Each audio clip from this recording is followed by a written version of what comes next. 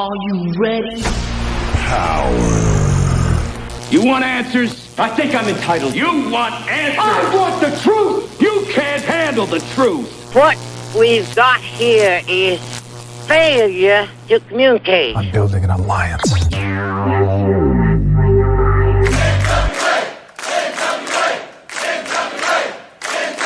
God bless the internet. Okay, let's party. It's showtime. It's time for the Alliance Guys podcast, with your hosts Kevin Frazier, Jaden, DKM, and J. Cal. Would have helped if I had been ready.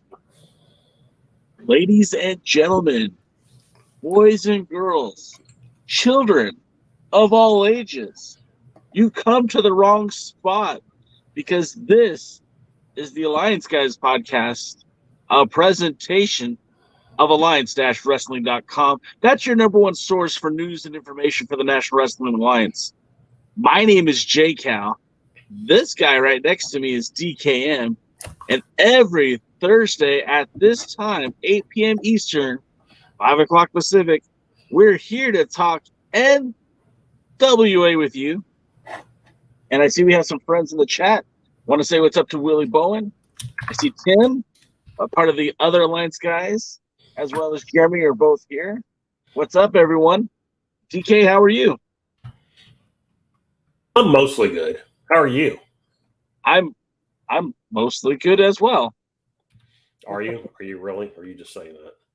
I'm just saying it, man. What are you talking about? Men don't have feelings. What are you talking about? Can't argue that. So, what a week for the Alliance, huh? We've got some somewhat late-breaking news. The race for the chase, DK. What are your thoughts on that?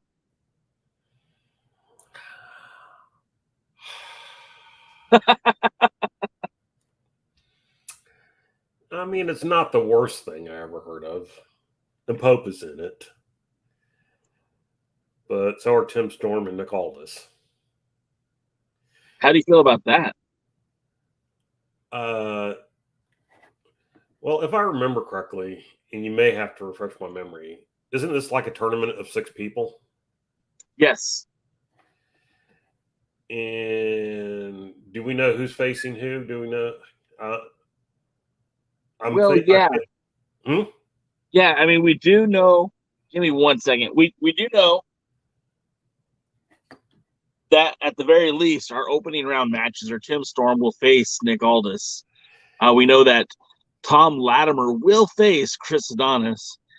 And the only one that I see seems a little far-fetched is Brian Myers returns to the NWA to be a part of this as he challenges the Pope. Yeah, that's weird. So if they win, does that mean we're having a 3-way match, or is the goal for Aldis and Tim Storm to double DQ or draw or whatever and get knocked out of the tournament? You know, if I had to guess, I think it's going to be a triple threat match because that's what the NWA does. We've seen it time in, time out, and I wouldn't be surprised if that's what they plan on doing. And I did like how Billy Corgan just lifted the lifetime ban. Well, I mean, he owns the NWA. He is the steward for the lineal championship that goes back to 1948. He sure didn't say a lot of words to just say that he owns the NWA. Yeah, which I stopped listening to after about the second word. You know, and look, I get it to an extent, other than I don't know that Tim Storm at 57, 58, I'm losing track of his age, needs to still be in that prominent of a position in the ring. So then we look at, though, who else is there? I mean, who else could they? I mean, assuming Aldis has a recent former champion, entitled contender, and not almost 60. So he's legitimate.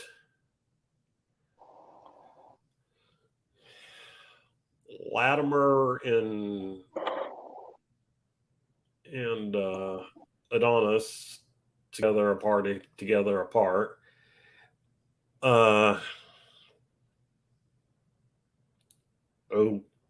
Okay. I mean, have either one of them been built up right or correctly to put them in that thing?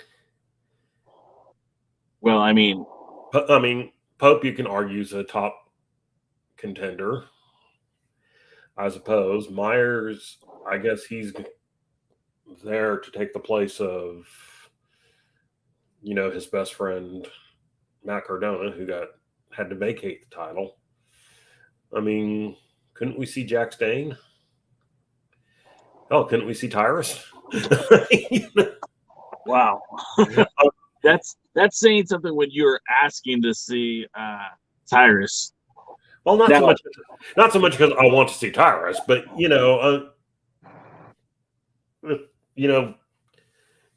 has defended the title 6 times in 12 months. I mean, he's on a win streak. Maybe more so than anyone else in the NWA. So I can't get excited about it. I mean, first of all, because the person who should win is Pope, and they did do some stuff to set that up, but I just don't have confidence in them. Because, I mean, they kind of really screwed over Pope's first title challenge. Not Pope's. You're talking about Trevor's. Wait, you meant Trevor, right? No. I want Pope to win. But I don't know that they will because it's kind of screwed over his first title challenge. When he cashed his thing, and Corgan was like, "Oh, well, I guess we'll do that on TV. That's not very special." Yeah, well, I don't really want to deal with that. And then he lost pretty cleanly, and it was like, okay, thanks for coming. You're obviously not a real contender, are you? Well, I mean, let's be honest. What you're saying is 100% factual. They did Pope no favors by putting that match on Power with very little fanfare, and then he lost straight up. It wasn't even like a close thing. He lost, and that's detrimental to his opportunity down the road. But also, like, it was good for Matt Cardona, but I don't see who else benefited from it.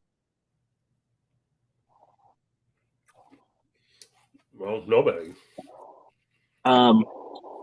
Looking at the rest of the lineup, and you kind of mentioned, well, why isn't Jack Stane there? Or perhaps, how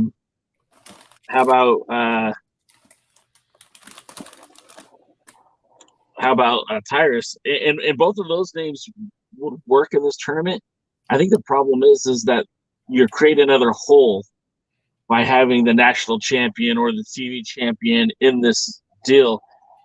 And remember, they famously made Chris Adonis abdicate his national championship in order to be in a qualifying match for the World's Heavyweight title in the Battle Royal.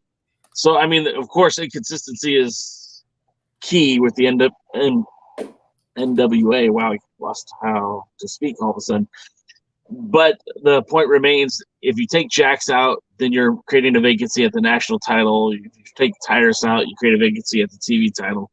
Well, not for a tournament because they don't have to win it. This is true. I would understand the concept if it was like, we'll put Jack Stane in it and Jack Stane will win it. Well, now we can't have a title defense by Jack Stane. But you can put Jack Stane in it in a non-title situation, put him in with somebody like Aldis, and again, they can, either Aldis can win or they can, do a double DQ. And, it doesn't have to be the cleanest of wins either, because obviously at some point, Aldis is certainly still heading more heel than not. So, and then Jaden shows up, and I mean, I don't know. I'm just not excited about it. There's no matchup in here that excites me. Not even Adonis and Latimer, because who cares which one wins? I mean, well, unless one of them's going to be the one challenging for the title, who cares? This is true. Jaden just joined us to the show, so let's ask him his thoughts. Jaden, I don't know if you heard the late breaking news from this week's Power, but it was announced Billy Corgan, the president of the National Wrestling Alliance, not only removed the ban on Tim Storm's ability to challenge for the 10 pounds of gold, but also created what they're calling the Race for the Chase, a 3-match tournament, or I guess a six-man participant tournament where they're going to hold a match between Brian Myers and the Pope, a match between Chris Adonis and Thom Latimer, and a match between Nick Aldis and Tim Storm. And that would be the first round of this tournament. We don't know how it's going to work out, but assumingly a triple threat match. What are your thoughts? So why don't they just get a fourth man and have a fourth match? You get a real tournament. So immediately I think it's stupid. I'm also pissed off because the New Jersey Devils didn't get Slavosky in the first round. They were drafting second. He was probably the best player, and there was a good chance we were going to get him. Instead, we chose a D-man, so we didn't choose what was the overall number 1 pick. So I'm a little mad about that, even though the D-man's pretty good. But I'm just pissed because it's stupid. You might as well have 4.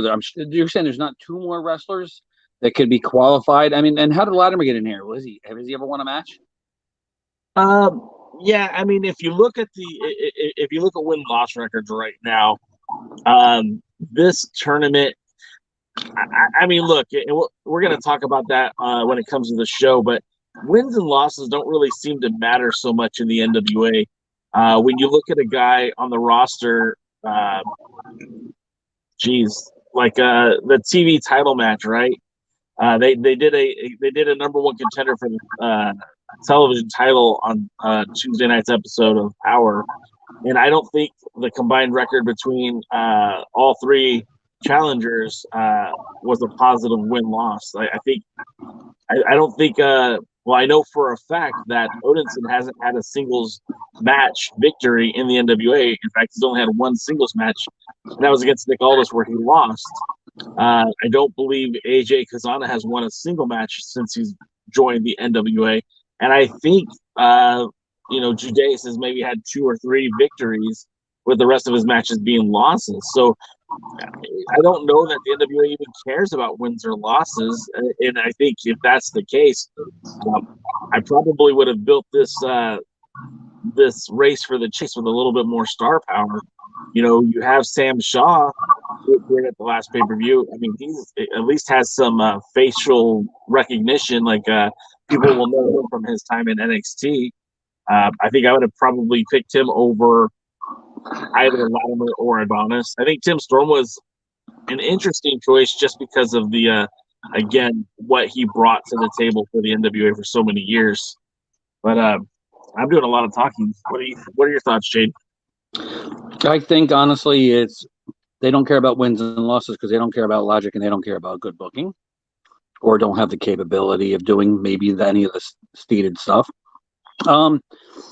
I kind of like Myers and the Pope, though. Myers is an underrated wrestler. Sure. He could actually really go, and him and Pope would probably be very good. I'm not so sure I want to see Storm versus Aldis again. And I really don't care about the Latimer Adonis match. I guess if I had to choose, I'll choose Adonis. So, go Pope. Yeah, that's it. Go Pope. Yeah, I'm with you on that one. DKM is muted, but I'm sure he'll say something here in a moment. Who, me? Yeah, the whole concept of this thing, again, it's a little puzzling. I know that they're trying to make a legitimate number 1 contender, and if maybe this was like a round robin tournament where over the next few weeks or months on Power, as we go to St. Louis as we lead up to the anniversary show. If they did a round robin tournament with these 6 competitors, then I'd be all about it. I think that'd be a great idea because you have some name value. Some guys are going to have to win, some guys are going to have to lose, but you would build up this challenge to Trevor Murdoch that somebody getting an opportunity who might not have had one before. I'd be more okay with that. But if we're just throwing random names together, I don't know why these were the names we chose. It's because they're all in the clique, with maybe the exception of Pope and the person he's wrestling, who I just forgot. Myers, yeah, thank you. Oh yeah, but Myers is Cardona's friend, so. And we'll talk more about this later on the show too. But the Cardonas have come out and said that as part of the negotiation tactics to get Cardona to drop the title, to hand the belt over to Billy Corgan, he promised each member of the Cardona family a world title or a title shot, which has been worked out so well for the NWA with these, random title shots that, I don't know if these are cashable or if they're just title matches, but assumingly we'll see Chelsea Green challenge Kamille for the World's Women's Championship at some point. We know that VSK has already been promised his junior heavyweight championship match against Homicide on this Saturday's edition of USA. And Mike Knox, who admits to not having a cell phone, would like Billy Corgan to inbox him when he has a match ready for him. Yay. Now answer me this. We just talked about Tim Storm having his ban lifted just because Billy could. Because as she said, Billy took way too many words to say, I own the company. So explain to me why there was a negotiation.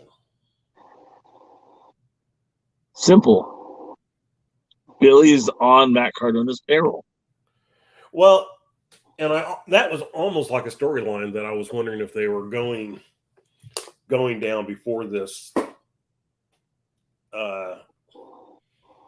injury happened, because Billy seemed to be going out of his way to make things good for Matt Cardona. But Billy's done this crap before. We've had the same thing where Nick Aldis would come out and set up every rule and stipulation and whatever. So, half the time the guy's in charge and half the time the guy's not in charge. And again, I've said this forever, and some people tend to argue with me about other things, but Billy Corgan is TNA style booking. This is the exact same type of booking that took place in TNA when he was involved, especially there towards the end when he was trying to buy them out. And, Billy, there's a reason that company failed and, barely has 100,000 viewers today. When at their prime, they had almost 1 million or just over 1 million. And they had more than AEW does now. Yes. At their top, they drew more people than AEW draws on a regular basis, because they would draw just over 1 million, which AEW hits sometimes, but not very often. Heck, one of their fun-loving, can do no wrong podcast things was just celebrating that Rampage got over 400,000 for a show that at one point was drawing, close to 600,000-700,000. Just come on. You're never going to out TNA. You're never going to out WWE. You get all these old belt designs. You don't even own a TV title belt. The first one they used was borrowed from Dave Milliken. Pope bought his own. Ziggy bought his own. And Tyrus bought his own. That's why they tend to look so different when they change champions. DK, buy another TV championship. Maybe you can win it from. Maybe you could be the next TV champ. You and Tyrus. Jay has one, so Jay's going to win. Jay's going to be the next TV champion. Yeah, but it's the ugly red strap. Nobody wants to see that one. Just the people who actually appreciate it, not those people that like the lame black one, like every other belt that's ever been made. Oh gosh! So can we talk about how awful the black title belt is? The TV, it's the best looking one. All intelligent people agree. Here, we'll just ask NWA belts. He'll tell us. You mean gold, NWA gold, or POW Tim? NWA gold, yeah, Tim. He'll tell us. He's an expert. He's got a thing on belts. He'll tell us. He actually agrees with you. Of course, because he's smart. Man, I respected him up until that moment. I just want you to know that you're agreeing with a Canadian. He probably likes hockey too. He probably does. See what belts? What color is that? Who is the best TV champion of all time, Jaden? Why did they put Blanchard with the tag? That's interesting. Yeah, I thought that was kind of weird too. Especially at that time when Wyndham held the U.S., Anderson didn't hold the TV. And he also held the black one, I believe, longer than the red one. But yeah, well, the black belt existed longer than the red one because Dusty went through like 3 of them. So I guess what we're saying is the race for Chase doesn't seem like it's fully flushed out before they made that announcement. And at least from this version of the Alliance guys, I don't think I'm too thrilled with the selection. I mean, if this is just a vehicle to put the belt on the Pope, well, then I'm all for it. But I don't know. I love Tim Storm. I'm glad he's getting another opportunity. Nick Aldis certainly deserves to be in the conversation. I don't know about Latimer or Adonis, and I really don't know about Brian Meyer. I think I would have eliminated all 3 of those guys and found somebody else to put in. Well, and again, when I was saying people like Tyrus or Jack Stain or something like that, and I understand these aren't the guys who want to win the tournament. Sure. But, you know, when you sit there and go, our top guys are going to be the ones in this tournament so that they can challenge for the world title, that makes much more sense. And so, yeah, you know, let's get us 2 guys. I mean,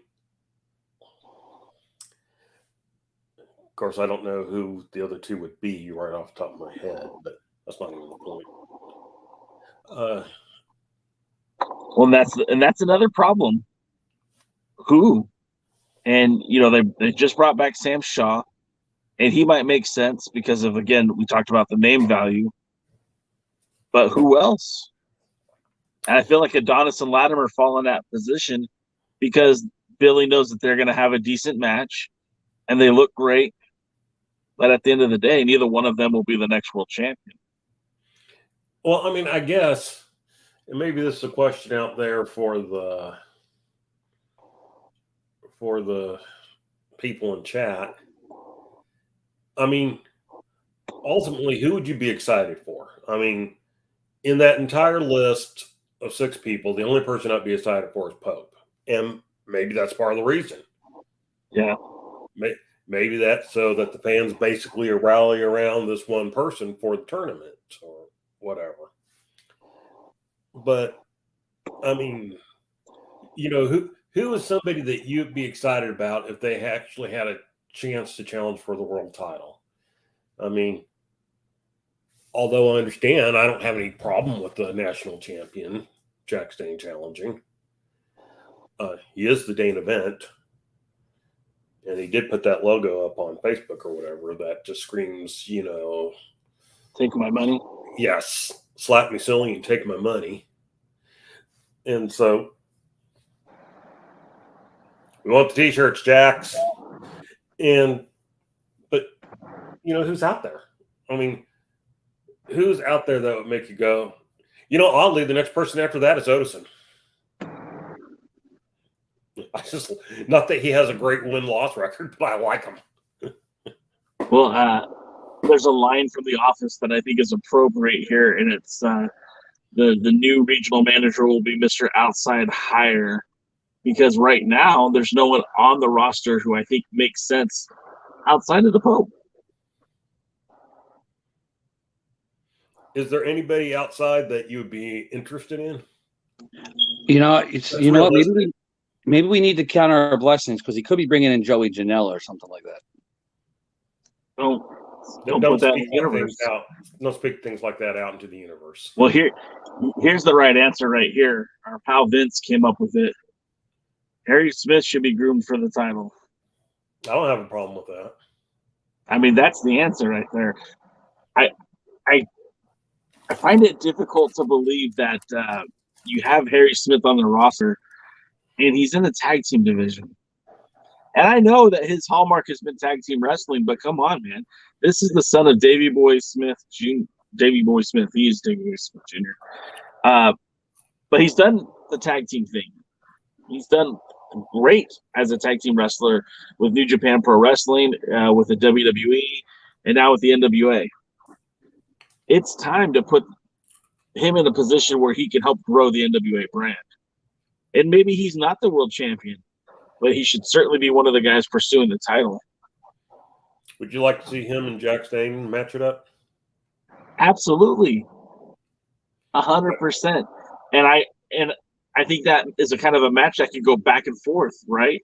They could share that title for the next year, and it would do nothing but great things for that title, for the national championship. I don't have any problems with that. Jaden, what do you think? I think you caught me eating a donut. I want a donut. It's glazed with milk. I would love Harry Smith to be the NWA champion. I'd love him to face Jack Stane for the national championship. Hell, right now what they should be doing is putting the belt on Harry and building Jack Stane as his challenger and having a feud for that for the next year.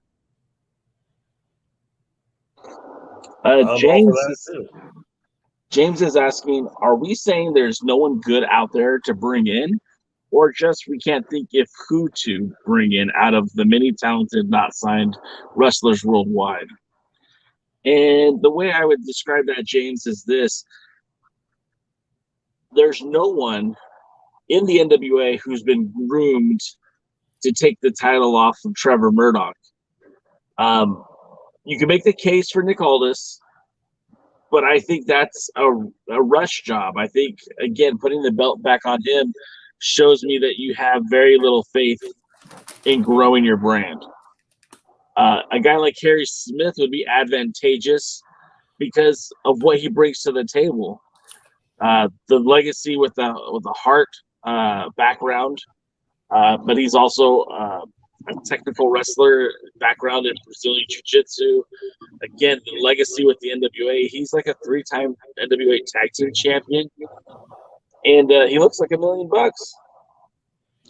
I have no problem with him being groomed in that position, but he hasn't been given that opportunity. And when you look up and down the roster, the closest thing we have to somebody who's fresh in that title picture is the Pope. And, if you look outside of the NWA, who do you see would be a good opponent for Trevor Murdoch? I have an idea, but first of all, if I had to choose anybody to sign to the NWA that was released by the WWE recently in this 2022, it would be Gabe Sapolsky. But I don't think that's going to happen. So I would love to see Killer Cross and definitely Scarlett. Yeah. Okay, that's a W for me. I certainly want to see Scarlett. Sean Megan in the chat points out Jay Briscoe, and like for the tournament, I'd say he, 2-time former ROH world champion. Well, another guy they could have put in the tournament would be Mike Bennett. Hell, even Matt Taven. I know they're a little on the smaller side, but Bennett and Aldis have some great matches. Either one of them would do. So to answer Mr. Jackson's question, I do think there are people out there that, just as far as coming in and being able to fill out like an 8-man tournament, that, yeah, I mean, I think there's some answers. And I think, again, looking at some of the former ROH stars, Killer Cross, like Jaden pointed out, although let's be honest, I'm more interested in Scarlett. But, Cross talent. I wouldn't put him in the tournament, but somebody who I wouldn't mind seeing just come in and wrestle occasionally or do something would be I can't think of his real name off the top of my head, but he was Harlan in Next. He was supposed to be the next Brock Lesnar, and then they bring him in and I know exactly who you're talking about. And turn him into Nails 2.0. I don't know about the tournament, but what about Timothy Thatcher? No, that's somebody I would think would be NWA if you really want to go NWA. Hey, he would be Homicide, and you'd probably, sell me out for 4 weeks. I think him and Homicide would tear a place down. I think he'd be a great choice. I think he's currently wrestling in Japan with either Pro Wrestling Noah or All Japan. Not sure where, but I think he's out of the country. Yeah, but see, this is where the NWA's crappy taping schedule works out. Yeah. The only problem with DK's booking, though, is I think Ray Jazz is going to take the NWA Junior Championship from Homicide in a couple upcoming weeks. Dave Scooby says Harlan is now with MLW. Oh, is he? Boo! Oh, speaking of MLW, I didn't forget what promotion's putting on, but apparently the Von Erich boys are going to take on the Briscoes. Oh, that's Ric Flair's last match. Is that the Ric Flair last match? Okay. Yeah. All right, so I'm interested in that much more than anything. Now I'm almost interested in the show. I just don't want to see Ric Flair. That's exactly my thoughts there. I'd rather see that than anything with Ric Flair. I don't care who he's against. Unless they bring back Dustin and it works somehow. That's the only way I'd care to see Flair right now. Yeah, that thing looks like an albatross of a show, but they're loading it up with such good talent. It makes me hard not to want to see it. MLW is working with Impact now. Why not MLW and NWA and Impact? Hell, somebody should buy all three and make it one promotion. Then it would be worth seeing. Yeah, as long as it's not Billy, I agree. I mean, but it is Billy. That's the thing. It's always going to be. Well, I mean, if they bought all three, I would. What would you guys think of Marshall Von Erich came to the NWA to challenge for the world title? Say that again. Marshall Von Erich. If you were to challenge Trevor Murdoch for the world title, I think it would be a good match. I mean, I don't know that. Again, you have that problem is Marshall outside of the Von Erich name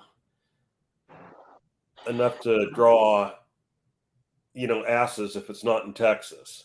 Well, that's just it. Why not go to Texas? I was going to say, put that match in Fort Worth. You'll probably draw 1,000 people. But, or bring the Von Erichs to challenge for the tag team titles. You'd probably draw 1,000 people in Fort Worth. Maybe not Dallas. But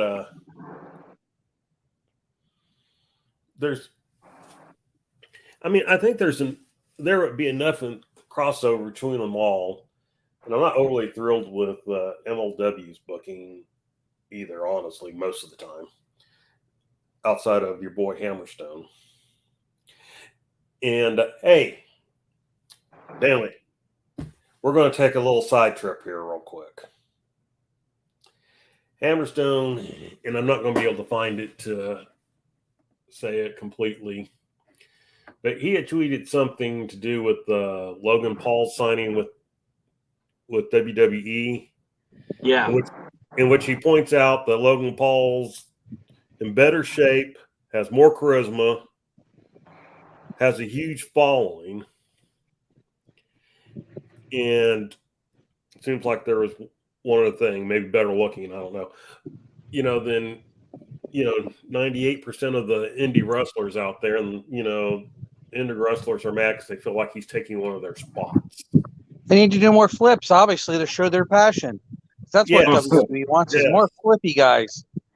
Yes, that's what he said. And so it's just like, so what are your thoughts? I mean, is signing somebody like Logan Paul a positive for WWE? And more importantly, do you agree with Hammerstone's assessment?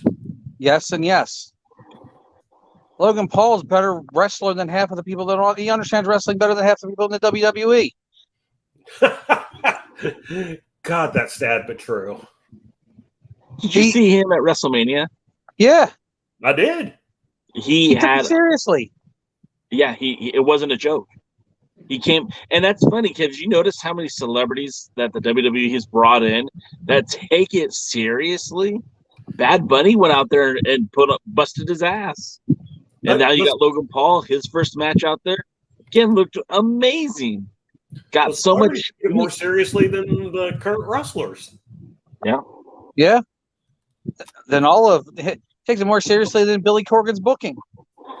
Well, that's easy. That's incredibly true. And when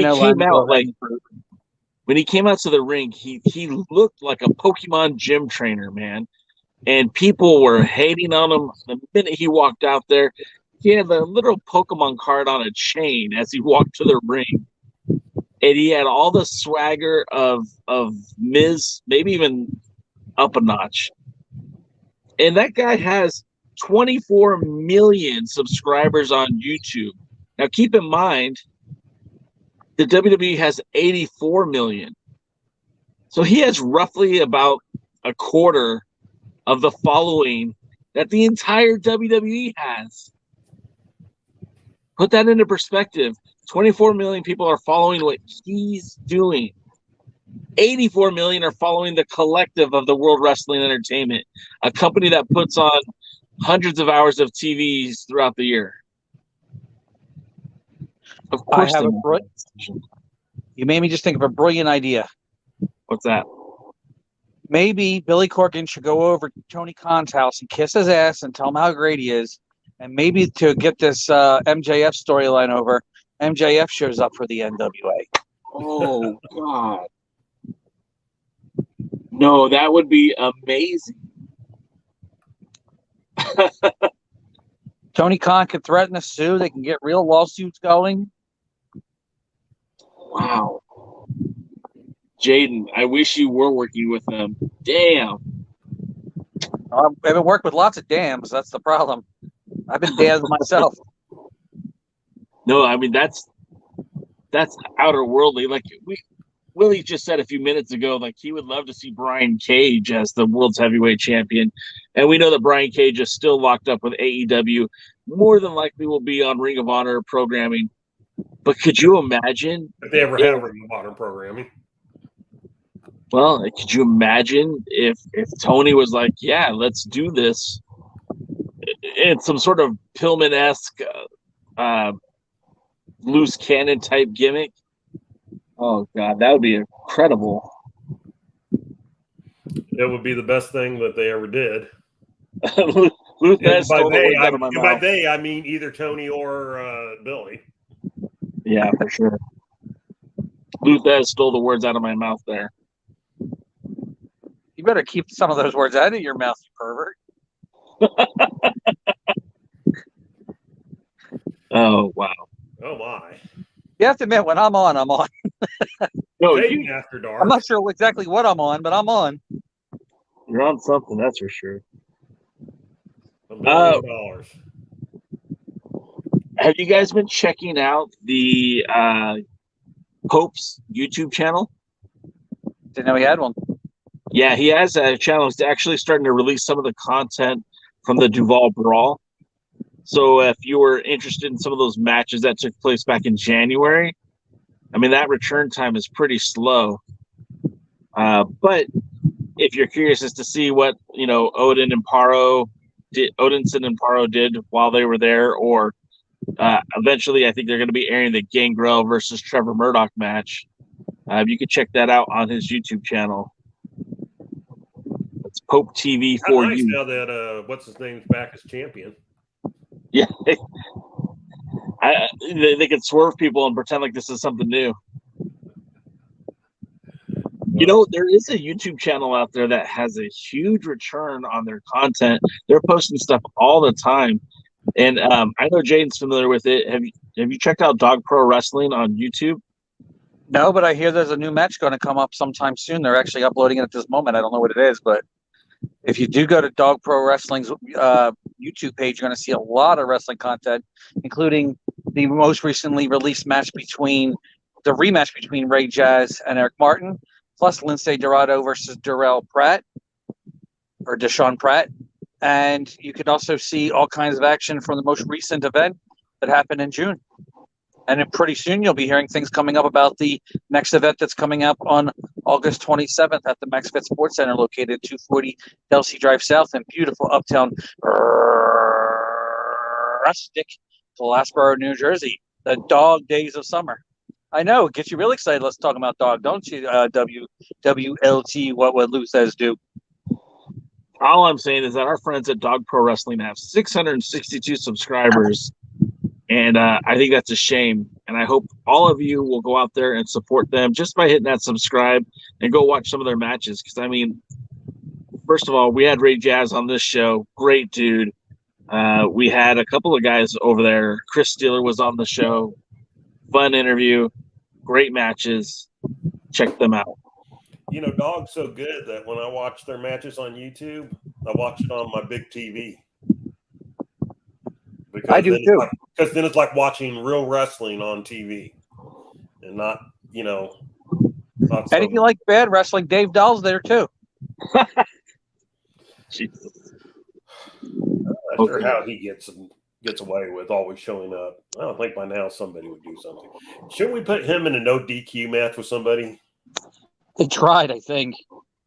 He's got a good lawyer. That's the problem. It's not the same guy that handles Jack Stain, I hope. Chris Silvio.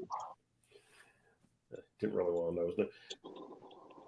All right, so the other thing that I wanted to talk about before we start getting into the review of the shows is our girl Kamille.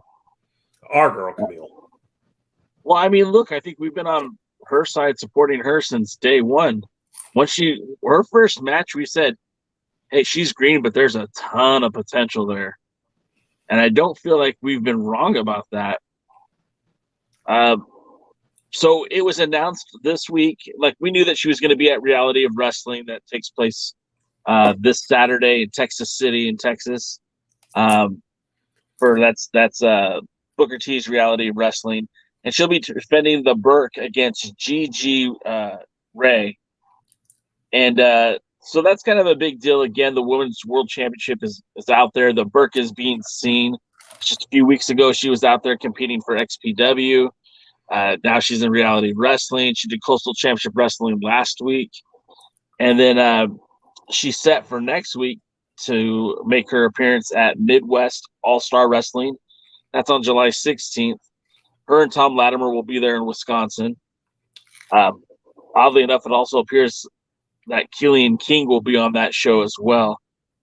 And then there's a new program coming to the Title Match Network called Capital Championship Wrestling. It's the best of that program. And Kamille's heavily featured on that as well. Just think it's pretty cool to see that a NWA World Champion is out there defending the title both in and out of the NWA ring. Any thoughts? Looks exciting. I mean, it's what we want, right? I mean, we want our champions out there. Our champions. But we want our champions out there wrestling, some of the top indie people. And getting more exposure and getting the belts and more exposure and more credibility and everything like that. And Jay just posted, Sean Mega says, Corgan doesn't use his celebrity status to his advantage. I would agree with that. But yeah, I mean, I'd like to see more of them out there doing stuff. Makes you miss the territories, doesn't it? Well, and that's the other thing. And I didn't know how to word this, but you kind of just jumped into it. Do you think the NWA should pursue a minor territory system? Yes. 5, 6, 7 promotions that run and have real top promotions, not like your minor NWA affiliates of the past that were only there for the insurance. Have promotions that are actually trying to better what the NWA is and call them NWA Wildcat or NWA Tried and True, or hell, it's a shame we can't be NWA Hollywood or Championship Wrestling from Hollywood. But yeah, have somebody who cares about it and then promote it around and have them have matches and take those matches and put it on YouTube and find promotions that are even not part of the NWA and have them defended. I mean, I love Trevor Murdoch. I would love to see Trevor Murdoch somewhere in my area. I'd pay to see him somewhere in my area if somebody was worked against. He might be up at Catalyst at some point. What was that? He's wrestled in Catalyst. I know that's in New York. I know it's not super close, but relatively. Yeah, nobody wants to go to New York. The only thing good about New York is the bagels and their pizza. All right. I can't even get him to go to Brooklyn. But anyway, I don't know. I'm mixed on that. You know, the problem we always have with territories is that they're not territories in the way they were in the old days, where you were kind of really independent. You didn't really see a whole lot of what was going on around you. You know, people only knew your thing. And so what you really have is a bunch of indies that don't really care about any board title unless they get to control it. And, you know, who will book the world champion in a match with a mid-carder midway through the card so that their local champion can be on the top. And so kind of like the agreement with ROH. And so, I mean, that's my problem. But I would like to, I wouldn't necessarily like to see a working agreement with quote unquote other similarly positioned promotions. But I would think that there are some top promotions out there, like indie promotions out there, like, you know, Wildcat or whatever, that you can sit there and go, you know, we'd like to run our champions through your, you know, through your area once or twice a year. You get something like that with 3 or 4 promotions, then you, or at least the world champions, you know, then you got something going. If only the NWA had an in with Wildcat. If only somebody was associated with the NWA that ran. Oh, wait, they do, don't they? Oh, but you know what? How about Tried and True? If only somebody who was associated with Tried and True. Oh, wait a minute. There is. Maybe in Florida. Maybe there's a promotion in Florida. If there was only somebody that lived in Florida that promoted in Florida that was associated. Oh, wait, the Pope. Yeah, there is. I don't know. Maybe the groundwork's there and they're just not pulling the damn trigger. Well, you know, they have a 20-year plan. You can't forget they have this 20-year plan. No, I think what you're saying, Jaden, is 100%. I'm on board with. I agree. Same thing with DKM. The idea that they have these opportunities and they're not really taking advantage of them, I think it's a shame. Our pal Sean Mega says NWA Power, Tennessee, NWA TNT in Kentucky, and NWA USA in Georgia. I mean, that would be pretty wild, man. And I'll be honest, you know, I was thinking about this a lot the other day, and I didn't know really how to verbalize what I was thinking. But with the combination of what we've talked about tonight, And the fact that, how you said if MLW and Impact and the NWA were to merge into one promotion, that people would actually care. Honestly, the answer to all these problems would have been for Billy Corgan to buy the United Wrestling Network. Now, hear me out. Hear me out. It's not just because I'm pals with Dave Marquez, but because Dave Marquez was able to get his program on so many different television stations, not the internet, not Fight TV, but television stations, and was able to produce a very clean-looking program, right? And imagine if the NWA continued to what they're doing currently on Power, right? And then instead of having NWA USA, them creating, or again, this in theory, buying the United Wrestling Network and changing that program to NWA Championship Wrestling or Championship Wrestling NWA, whatever, right? That could have been your television show that's on actual TV. And then on top of that, you could air that program on your YouTube channel, like Dave Marquez does. And let's just go take it a step further. You have Memphis Championship Wrestling that could have been a part of this whole conglomerate as well. And then with the relationships with Tried and True, with the relationships with what they're doing in Kentucky with the Kazana family and Wildcat, Tried and True, and Pope in Florida. I mean, that would have been something really, really interesting. And honestly, it wouldn't have changed much of anything. It just would have given you fresh content and fresh programming for your YouTube channel, and a presence on actual television as opposed to just the internet. Thoughts on that? Yay. That should have been something that would have been done. It would have been nice. You're talking about the 20-year plan. The best laid game plans, they all work until somebody got punched in the face. So I think the NWA got punched in the face with this pandemic, and we're losing Dave Lagana, and we're losing half their wrestlers to other promotions. Maybe they should take that 20-year plan and revise it and make it, a 20-year plan based on what's going on now, and not trying to hang on to something that obviously isn't working. Yeah, I mean, there's a lot of truth to that. No, don't try to make sense. It's not going to work. But how we expect a 20-year plan to go in fruition and things to start happening now when they can't even announce who's on the pay-per-view until like a week before it happens? Well, they have gotten a lot better about that. I will say that they have gotten a lot better when it comes to announcing the events. They're usually doing that now on a more consistent basis before the show. I mean, they're already talking about some of the matches that are set up for the 74th anniversary show.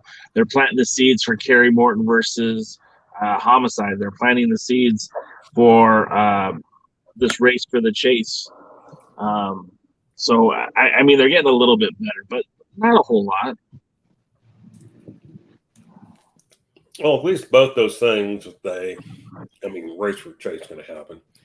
But if the Kerry Morton Homicide one takes place, at least not only are they announcing it, but it's being announced as part of the shows itself instead of kind of outside the show, to where you don't really, it's like, okay, yes, we know that Kamille and,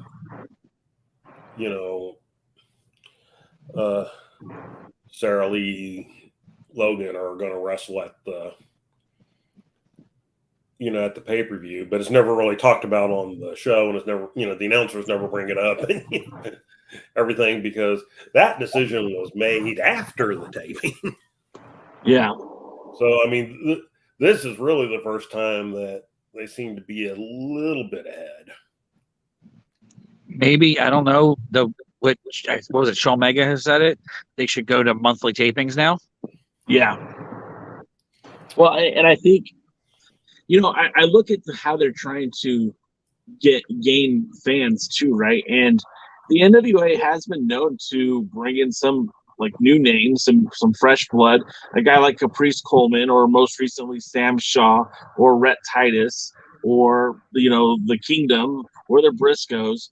And I'm wondering, would they be best served to use those bigger names that come in for one-off appearances or limited runs of shows and put those guys on USA to kind of give you that big name feel to that half-hour show and keep the real storyline and continuity more intact on Power and focus with the more storytelling with the faces that you're more familiar with. Do you follow what I'm saying?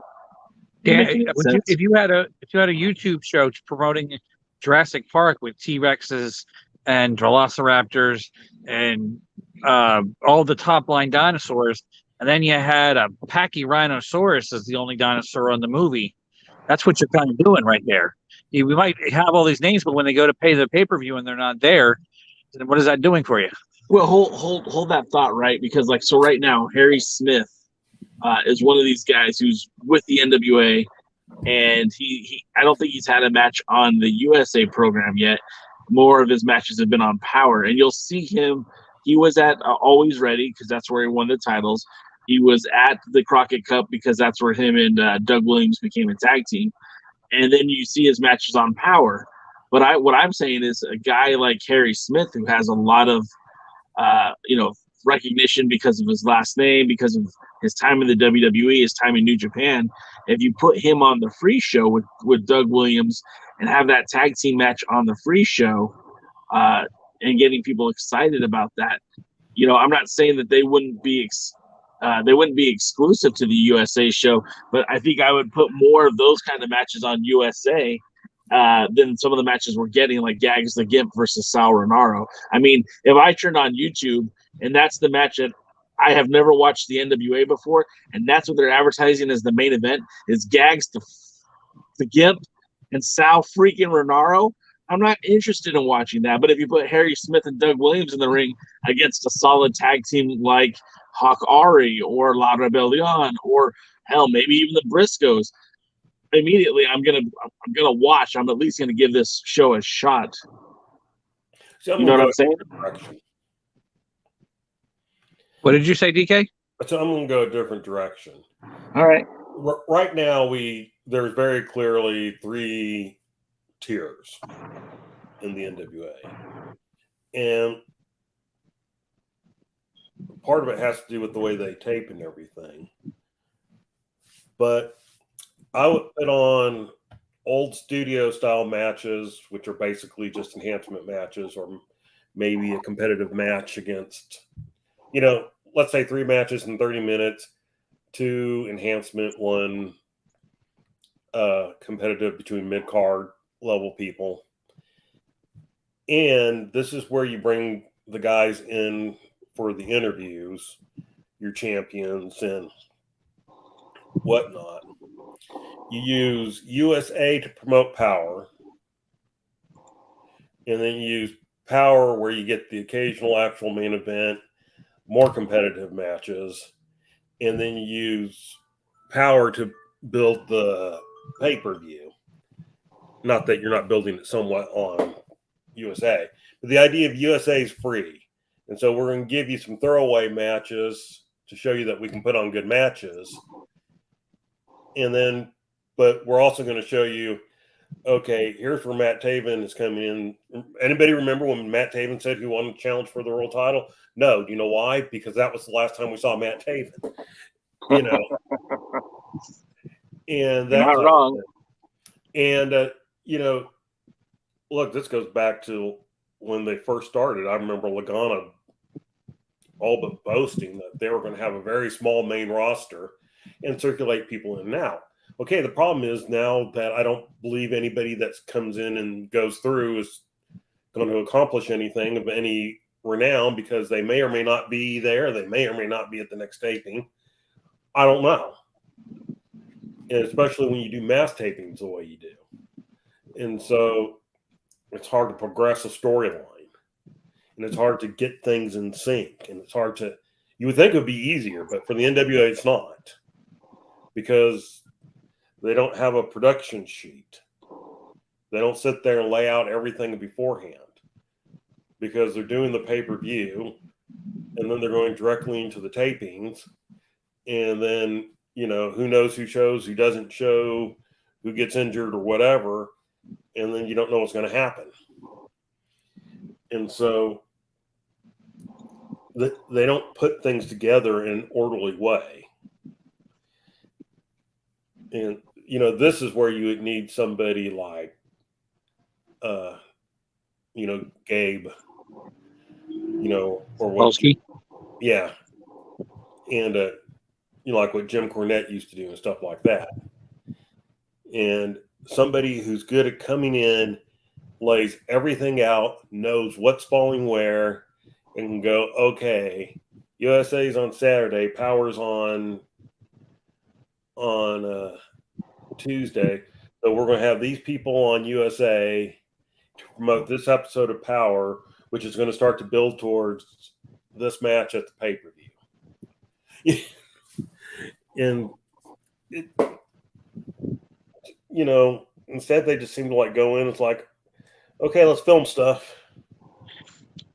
I think one of their problems too is there's a little more planning, but sometimes it comes across that way. I think one of their problems too is they don't even need to be having USA. They shouldn't have Power on a pay window. If Power's job is to sell the pay-per-view, then have Power on as many damn eyeballs as possible. Put it on Fight TV, put it on YouTube, put it on Vimeo, put it on anywhere you can get it. Facebook video, Twitch, anywhere you can get it. And so you can see as many people can see it as possible. Right now, as the world's crumbling around me, I know more people watch videos and just a free brief seconds on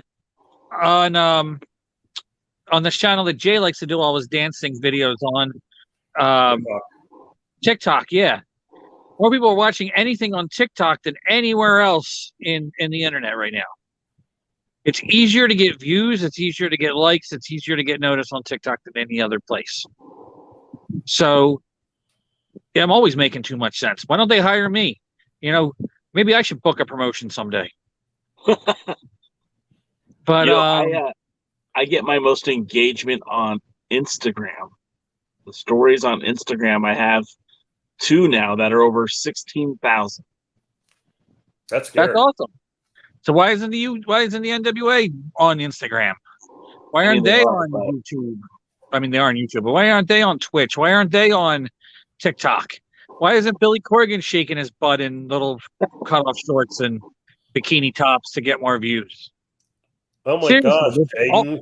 All these ways, that's what the problem is. The problem is they decided to put Power on a pay window, the one that's supposed to help promote the company, and then they had to create a secondary show and fill it with secondary talent so they don't give away too much. And then the crowd's already damn tired because they're in a 45-year TV taping. So here, the plan. I'm going to give you the plan, all right? Get rid of USA or keep it. I don't care. Switch everything to YouTube. Start actually making sense. Have a long-term story time booking. Get somebody who actually knows what they're doing, both in television production, in both the storytelling of the wrestling. Get some really good talent. Mix in some occasional superstars to show up. Make it like Memphis TV, like it used to be, where you never even know who was going to show up sometimes. And then just have good wrestling instead of stupid bullshit and convoluted angles and lazy booking and sports entertainment. Can I add one more thing to that? Sure. I think it would be very, very smart for Billy Corgan right now. Everything that you said, I think 100% they should put in place. But I think as they go to the chase back to St. Louis, I think that they should buy TV time right now and start airing some of the matches on Power, or maybe some of the best of matches from the NWA, to kind of get people excited about the NWA coming back to the chase, coming back to St. Louis. They should have probably done it the first time around, but that was a tactic that Dave Marquez used to use when they were doing the bigger arena shows. They would get a couple of weeks before, they would start putting their show on in those markets and would have the show run on a few weeks before the big pay-per-view or the big arena shows, and they would generally draw better. And I think if you did that, it would definitely help your cause when it comes to the NWA. Hey, I have a question for you guys. Yeah. Going with Jaden's plan. Take Power off of Fight TV. Fight. Well, you can leave it on Fight, kind of like USA's there, but basically, first airing is going to be on YouTube, and then whatever. Would you still pay the $50 a year just for the 6 pay-per-views? For me? 6 nights of pay-per-views. For me, I think it's still worth it because you're paying what? Still less than $10 pay-per-view. Right. Yeah. I'm not paying for it now, but that's because I don't want to see anything they're promoting. They'd have to actually do something I want to see. But if they did what I did and have somebody smart doing the booking, then yeah, hell yeah. See, and that's my point. I don't think people are subscribing for Power. I mean, you can go watch Power on YouTube on Friday. So what if you're, it's however many days later and it's only up for a day or two? You can skip all the crap then. Yeah, but I think if you're buying that subscription, you're buying it to get the pay-per-views. And so, I mean, they wouldn't even have to lower the price for me. You leave it at the same price. You don't have to add any more pay-per-views. They could too. They could time delay the Tried and True show or the Wildcat show or whatever they're working with. Well, they don't have to be live. They can time delay them. And I kind of think they should. We were kind of promised something different or special, as part of the subscription.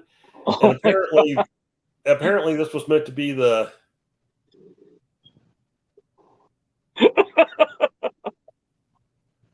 Dave Scooby with the line of the night. Yeah. Your subscription just means you get to be disappointed a few days earlier. That's very true.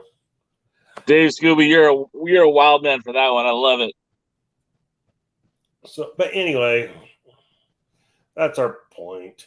I mean, I think, but originally we were kind of promised something special. I think the special ended up being like the just more Power Surge or USA Surge or.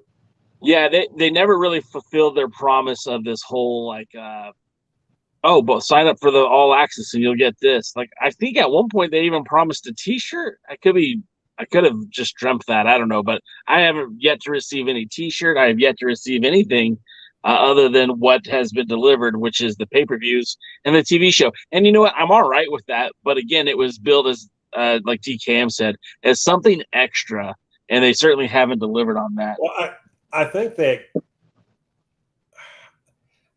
they had kind of suggested without outright saying it. But but nothing they've put on nothing that they've put on the All Access is exclusive to Fight, with the exception of the pay-per-views. Now, if that's what they meant, okay, then that's a loophole for sure. But nothing they've put out has been exclusive, like the Power Surge. Those will still go up on YouTube. Right. I mean, and nothing. I mean, to me, the way I kind of interpret it was, remember they did those, not power trips, but what did they call them? They did a couple shows that they promoted in Tennessee that, the Premier Live event. Maybe, but the first couple didn't actually show on TV. No. And everything they've done, they've taped. Everything they've showed, everything they've done, with the exception of the Love Alive the Love Alive charity, has aired on their YouTube channel. Okay, I thought they had one that they did not show, but yeah, I mean, it would be better to take those things and delay them a week and show them. Yeah, I agree. Make you feel like, oh, well, this is and go, these aren't going on YouTube. These are just for you guys here. Well, again, and what would make it different than like the pay-per-view? Oh, well, you guys get the pay-per-view. Yes, but anyone can buy a paper. If you decide, oh, I don't care about night 1 of the 74th, but night 2 of the 74th, that sounds banging. You know, you can go buy that for $20 or $25 or whatever the price is. You know, if you really want to. These would be things that it's just like, nah, you know, we're not going to show them. You can't buy them separately. You just have to have the subscription to see it. Well, with that being said, you know, again, this is a place for Discord. We do like to talk about the pros and cons, the good, the bad, and sometimes ugly. We do appreciate you guys listening in on all of that. Again, we don't make the decisions for the NWA, and I don't believe very many people are listening to us when it comes to what the NWA should do. I mean, we're just a bunch of ham sandwich jabronis over here. But Think for I yourself. think I'm a genius. no, you are. Like, I'm all on board with you. Someone needs to hand you a check. But now let's get to the part of the show where we dissect, we review, we recap, we retcon, we reconsider all things NWA Power and USA. We're gonna get to the shows that goes, if you will. Jane, you gonna hang out with us, or are you gonna take off? I don't know. How painful was it? I mean, like, look, it was a lot worse last week. I felt like there was some good stuff here this week. Not great, but some good stuff. Can we just skip to the good stuff and then I can leave? No. No, you got to suffer with us. If you're going to be here, you're going to be here. You're making it really inviting. NWA USA Season 3, Episode 3 kicks off after a greeting from the commentary trio with the church's money.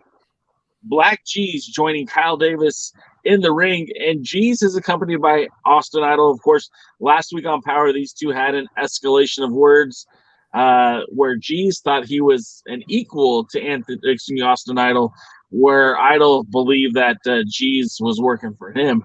It seems like they kind of sorted things out, at least on the surface.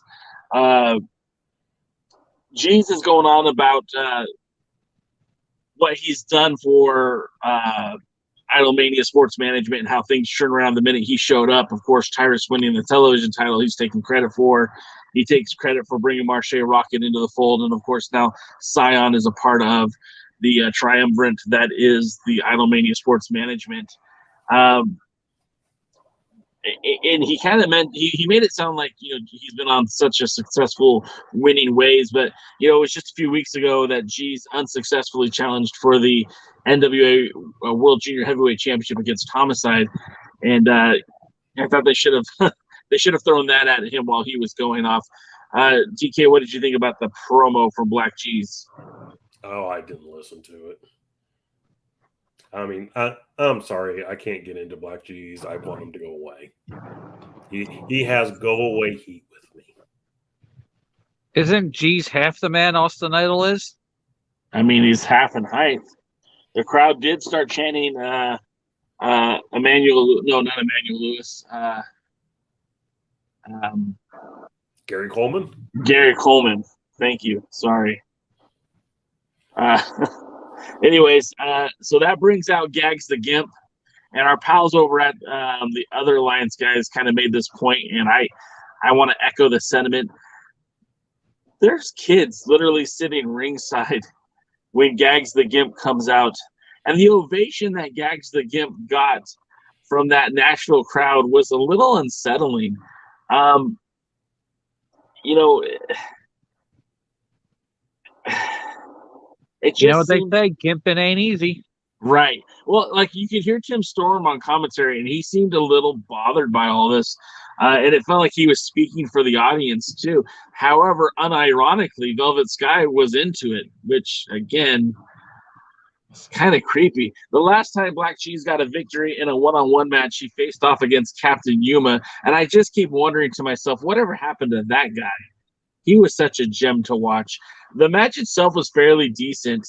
There's a lot of back and forth, but Gags takes the majority of the punishment in the match. And it looks like Cheese has this match won, but he pulls the Gimp up, which I don't know, man. If you got a victory, you're supposed to go for it. I don't know what he was trying to prove there. And again, it's very uneasy how the kids are there in the audience. It's very uneasy how the fans are getting behind the Gimp. It's very easy how Velvet is raising her voice on commentary that she wants to see Tongue. The whole thing is just, it gets very, very strange to me. However, the matchup was pretty decent when it comes to the actual wrestling. Gags the Gimp gets over. And I don't know how he keeps getting over in the NWA, but he gets over. And they even comment that perhaps maybe now Father James Mitchell will take him back into the fold. What was your thoughts on this one, DKM? Well, the match got a lot better when I muted commentary. And we know how I feel about gags, so let's not go into that. I don't like black cheese, so I mean, okay. If you are able to set all that aside, it was a okay match. It wasn't a good match. I won't even go that far. It was an okay match. And nothing I ever want to watch again, and that includes the two people who were in the ring. Where is when I see Gags the Gimp out there, I wonder, like, you know, if you just could have rebranded him something a little bit more family friendly, and I'm not even saying totally family friendly, but made him a ninja. I don't know. Made him a phoenix. I don't know. Anything but what he is. I mean, if you go to GIMP and look it up in the dictionary, it's not exactly one of the words you want your kids to be saying when they're going to school the next day. It's just a weird dichotomy that you've got a promotion that's based on the history, legacy, and tradition of pro wrestling, and they have a wrestling GIMP as part of their show now. And not just as an enhancement talent, but as somebody who's actually winning matches. Yeah, this is Billy Corgan's perversions coming out. This is his 6 sexual fantasies that he's living, playing right now, and he's having Velvet Sky go all nuts for it because somehow he gets his jollies on that. If you're going to do a mask guy, why don't you do the Black Scorpion? That'll at least make a little more sense. Sure. And people will like that at least. And do something, you know, and give him like an outrageous number, like Black Scorpion 97.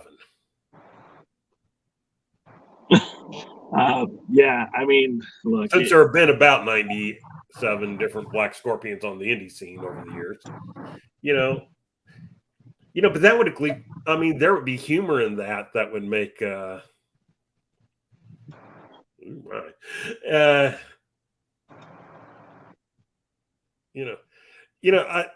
think kids may like Gags the Gimp because I think it's a little bit like Bugs Bunny and Looney Tunes. I think the adult things go over their head. Sure. And they don't get it. But like you said, I don't know that I would want them in class the next day to be going, I love Gags the Gimp. Teacher might be going, what did you just say, Billy?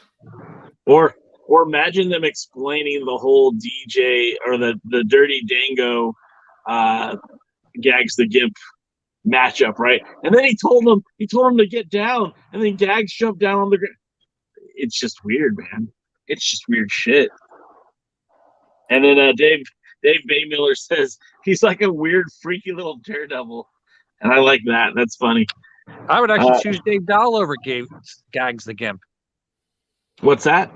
I'd even choose Daredevil Dave Dahl over Gags the Gimp. That should. I would too.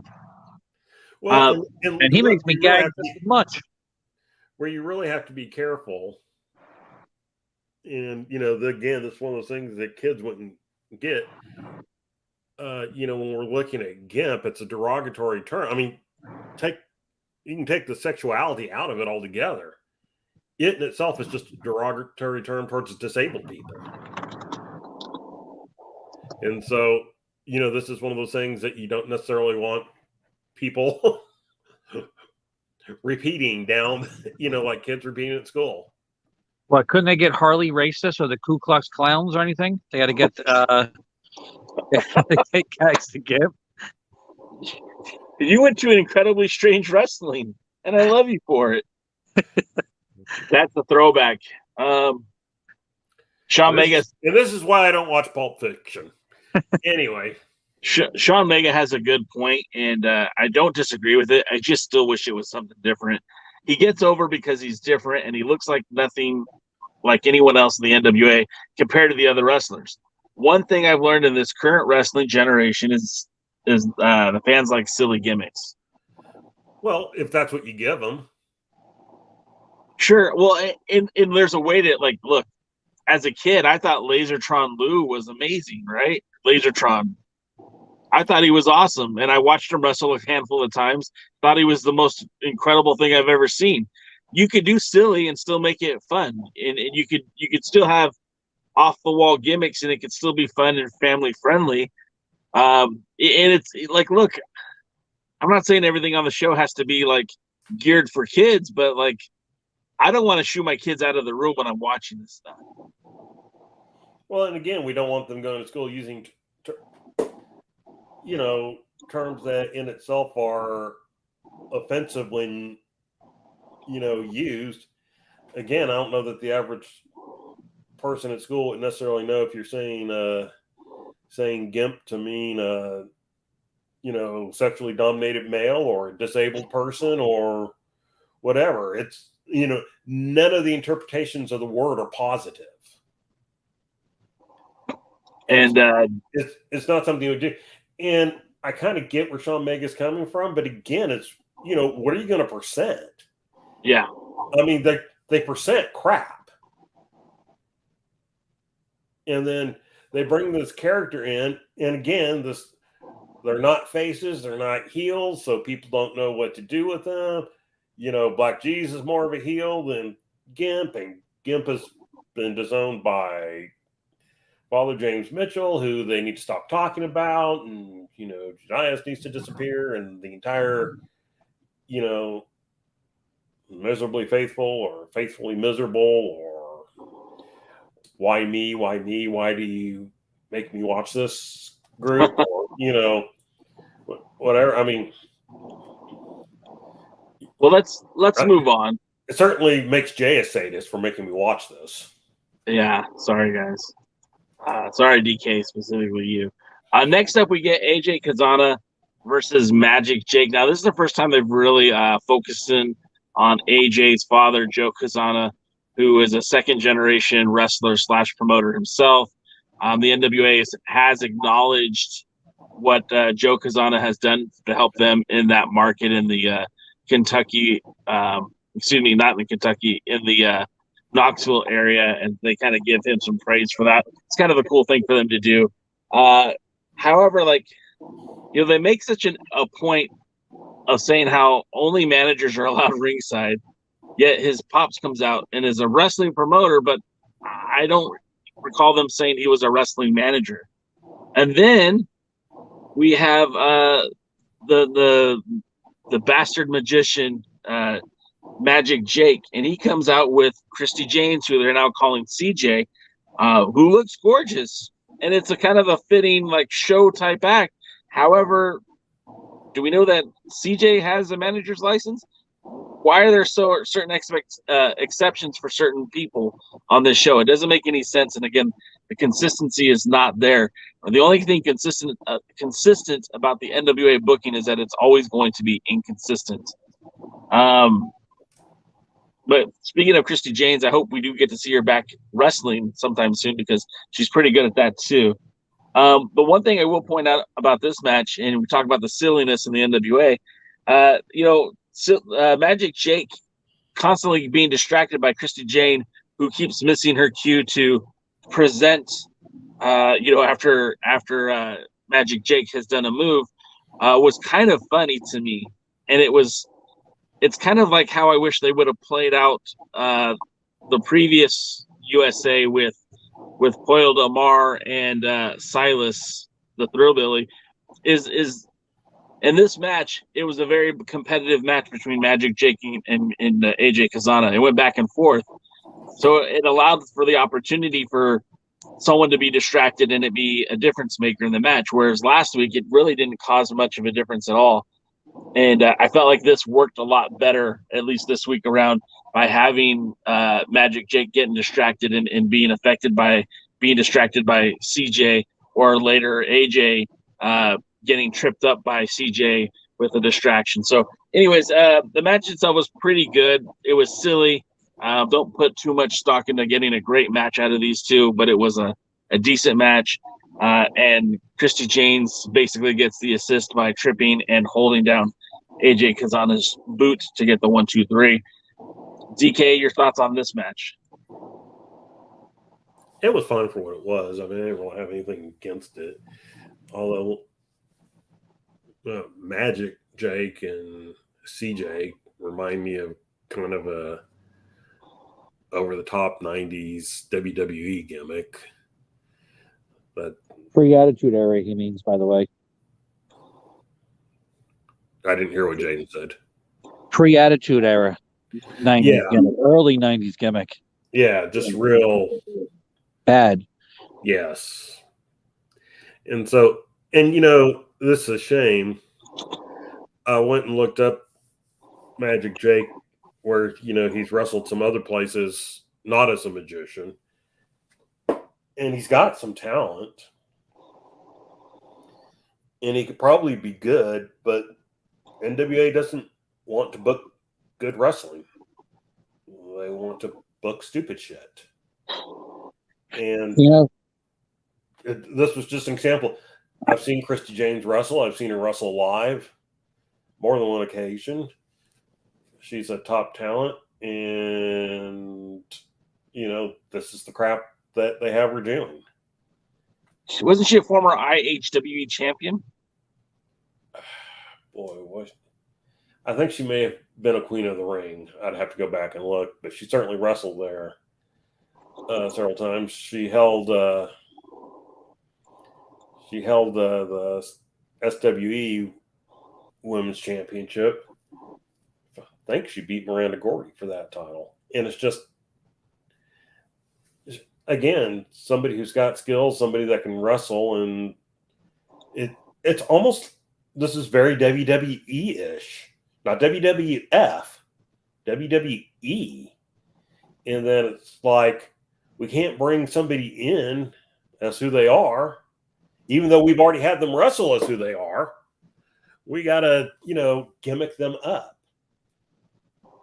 And this is what you're putting on your free show, people. You know, this match had an AJ and a CJ. All I needed was a BJ. All right. And with that, I retire. So let's go to the next match. Try to wrap this up quick. Next we get the NWA Women's Tag Team match. Now this I like.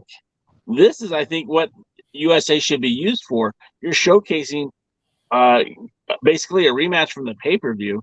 You have pretty empowered Ella Envy and Kenzie Page, who, because of their antics, very much remind me of Sting and Lex Luger, late 90s WCW Nitro, where you had Ella Envy being the heel and Kenzie Page being the face. And they have this weird dichotomy where, Lex Luger had no problem cheating to win, but if Sting was looking at him, of course, he'd high-five the fans or hold on to that tag rope. And as soon as Sting turned around, you had a different Lex Luger. I kind of felt that way during this matchup, where you had Kenzie and Ella come out to the ring, and as soon as Kenzie was distracted doing something else, you'd see Ella Envy do some sort of nefarious tactic in the ring. She's very vicious. I like Ella Envy a lot. She's very vicious in the ring, but it's clear that her and Kenzie aren't on the same page. The aggressiveness meshes well with Allison Kay as they're going back and forth. But to me, this was a really fun match. Of course, the big swerve at the end was Ella Envy hitting hitting AK with the title, and then Kenzie Page keeping Marty Bell from getting in the ring and realizing what happened after the fact, regretting her decision. And you had that moral inequity of, we cheated to win, but we still won. And you had Ella Envy celebrating and Kenzie Page looked kind of bummed out. What did you guys think about that? Oh, look, it's Kratos and Aaron Stevens. But at least this one is better. So It looked far, better, at least. Yeah. I don't know that I agree with that statement. I mean, the match itself was entertaining. I like the fact that DK thinks Kratos and his partner look better than the girls in this match. That's interesting. Anyway, wow, tag team dissension. Who would have thought that in the NWA? What? It's the champions who are having tag team dissension? No, who would have thought that in the NWA? So Original, isn't it? Very. Never happened before. I mean, Not on the show. All their tag teams get along perfectly, always have. So, with that, let's move to Power. Yeah, so let's do it. Let's go to Power. Dave Baymiller, real quick, says he's finding the women's division more interesting than the men's, to be honest, for the most part. And, I've heard more than one person say that. Dodi, our friend from Indonesia, is always talking about how great the NWA women's division is. And I don't know if I think it's great, but it certainly has its highlights for sure. So let's see. Getting back to the show, episode 4. This is the best way Power can kick off right at the beginning of a match. We didn't have to sit through any weird introductions. We didn't have to have any weird, impersonal conversations. We have a match right now. It's the number 1 contenders match for the TV title. The 3-way, all men are already in the ring, so we don't have to wait for announcements, nothing. But I will say this, I'm confused why it's these 3 guys in the ring. Why are these 3 guys being considered for a TV title shot? Because if you look at the wins and loss record, this is where things fall apart for the NWA. AJ Kazana has not had a singles victory in his entire time in the NWA. In fact, he literally just lost on Saturday, and now we're 3 days removed, and he's in a TV title opportunity match, a number 1 contenders. That doesn't make a whole lot of sense. Then you've got Judeus, who again, he has a few victories, but nothing really to write home about. And our pal Odinson, who is an amazing athlete, amazing wrestler, has had some of the best moments as a tag team wrestler, has only had 1 singles match, and that was against Nick Aldis. So I don't feel like any of these guys really belong in this matchup. But nevertheless, it was a pretty fun exchange. It kind of seemed like AJ Kazana and Judeus might be equal in the ring. They were slugging it back and forth, and it seemed like that's what happened in the match when Odinson wasn't involved. And then when Odinson got in, it got real creative. Like there was a point where he threw Kazana into the arms of Judeus, who held him in a front headlock, and then Odinson hit his flying European uppercut, the Valhalla uppercut or whatever they're calling it, and it caused Judeus to DDT Kazana. So there was a real kind of a neat little spot there. But again, this match was for Odinson, and I would love to see Odinson in the ring with Tyrus at some point. Hopefully we get that match sooner than later. What were your thoughts on this one, DK? Well, for a triple threat, I guess it wasn't terrible. Like you, I didn't necessarily understand why the people involved were involved. Odinson, at least, you know, he went through that one, what was it, six-man tag war team, whatever, where... Very impressive showing. Where he had and beat several guys, so it ended up being, you know, a few one... Wasn't technically one-on-one matches, but it was kind of one-on-one matches, you know. And he looked good in that. So, I mean, I guess I can put him in there for that, for his showing that.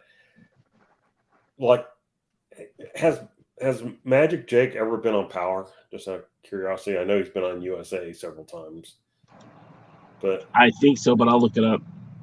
Just, because I'm like you, it's like AJ, I mean, literally just lost. So why isn't the guy that beat him in this? I mean, they've given Magic Jake a few wins, you know, several of them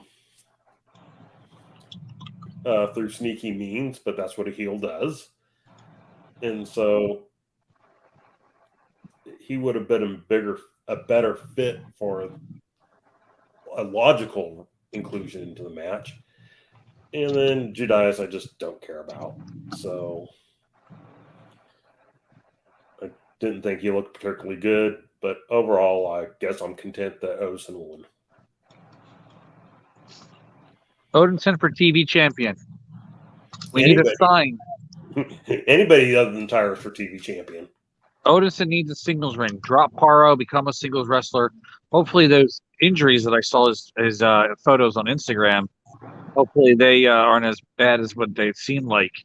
And we get to see him win the TV title, and a new era and a new star is born, and a singles wrestler that could potentially maybe challenge for the NWA Championship. You know, let me try this. It's a wild suggestion, but maybe, just maybe, they should find some wrestlers and start building them up to be serious contenders. I don't know. It seems kind of weird. No, they don't do that. What happened next, Jay? Well, real quick, I just wanted to see if Jake Dumas, he doesn't even have a cage match profile. Huh. All right, so that takes us to Homicide at the podium with Kyle Davis. Homicide should not be cutting promos. Homicide is a great in-ring competitor. Homicide should never, ever cut another promo. It's not a strong suit. Give him a voice. Give him a manager. Give him Christy James. I don't care. Just don't let Homicide talk anymore. Homicide asked Kyle to reintroduce him with all the acclaim. So Kyle Davis obliges. Homicide puts over the Morton family. Says Ricky is the greatest of all time. He thanks them for coming to his rescue, which it's got to be a spit in the face of Luke Hawk, who was out there to try to save PJ and Homicide from the attack from the Fixers. He says that Kerry deserves a shot at the title, which I don't. Why does he deserve a shot? I don't understand. Syed has to face VSK on next week's USA, but the 74 is setting up to be Homicide versus Kerry Morton. DCam, your thoughts on the promo and thoughts on that matchup? The promo wasn't that good, but as you pointed out, most of his aren't. When you can actually give one, you know, that one time they went to him and he was almost like, "Yeah, I have nothing to say. Talk to the tag team champions." So, sure, why not give Kerry Morton the title match? No. I'm still waiting for that number one contender guy that won to get his title match. Remember that? So, obviously, no. Well, Jay's pointed out all the time, but you know, they had all the losers from the tournament do a multi-man match, and I don't even remember who the guy was anymore. He won, and we never heard from him again. And wow, I mean, Kerry Morton, PJ Hawk, you know, a lot of people are high on them, and they want them to put the title on them. But I don't want that title to become the young guy's title. Oh, look, here's the young guy who hasn't quite filled out yet. Let's put the junior heavyweight title on him. I want it to be kind of a bigger deal, a more prestigious thing, that even if a young guy wins it, it's kind of like, okay, you know, there really are kind of a top thing. And so I'm content with the title staying on Homicide for now. Until Ray Jazz takes it away from him. Until Ray Jazz takes it away from him, because, you know, Ray Jazz does have the body. I will grant him that. And there's a lot of that winning championship holding on to him. I'm sorry, Jay. I was just saying he's got those great Jersey promos. Jazz tip of the day. Jazz tip of the day: homicide. Don't do promos. Jazz. Jay's tip of the day is any pizza is a personal pizza if you try hard enough. I agree with that statement. Hey, just out of curiosity, do any of us care that he's going to be facing VSK? Not even a little bit. And I think the problem with that too is VSK hasn't been presented as a legitimate threat. Now I've seen him wrestle. He's going to have a good match with Homicide. We're all going to be like, wow, that was a pretty good match. But they've done nothing to build it up and make me care about it. You can't just throw stuff on the wall and expect me to care about it. Do something that makes it creative. Have VSK go out there and slap the shit out of him while he's sitting at the promo at the podium. That would get me fired up. That might have me caring about it. But for him just to call out, hey, well, I guess VSK gets a match. Oh, yeah, okay. Real excited. All right, running through the next match or next segment, I should say, we get back in the back. We have May Valentine and Aaron Stevens. And, the person who I feel the worst for has to be Royce Isaacs, knowing that, she's finally moved on. May Valentine has finally moved on. Her and Aaron Stevens are in a relationship. They're letting us know about it now, but apparently this has been going on for a while. And the only reason why they're still in the NWA is because their airline tickets got canceled. So Stevens speaks about his relationship with Rodney Mack, where May's trying to talk more about going back to Brazil. Stevens was more about telling us why he's sticking around the NWA and while he's got this relationship with the Red Dog. It just didn't make sense, and this whole thing was just goofy. I don't know. Weird segment. DK, your thoughts? Thank you for ruining May Valentine for us. I wasn't her biggest fan when she started, but then she kind of developed into, entertaining, asking the questions that we all kind of asked.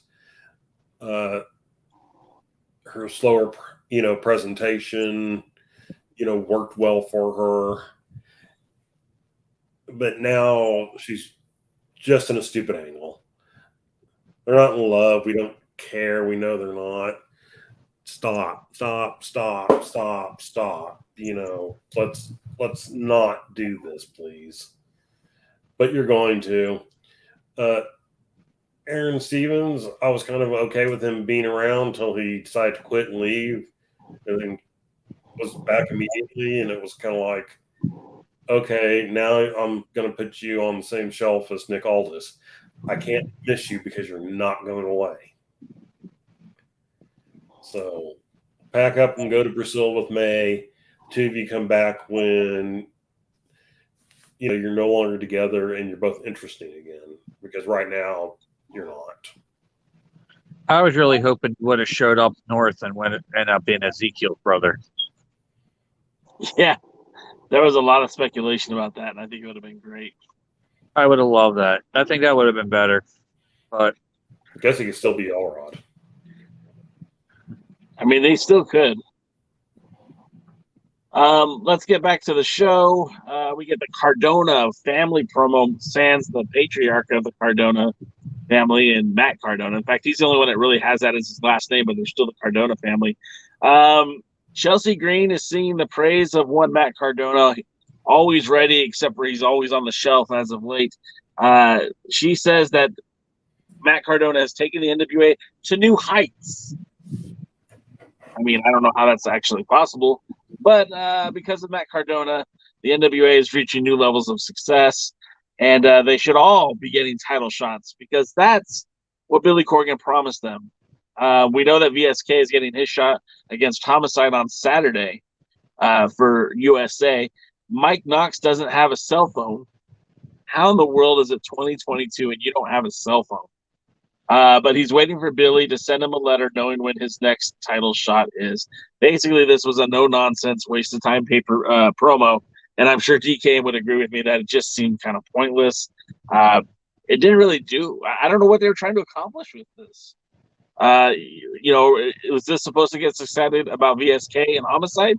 Because it didn't.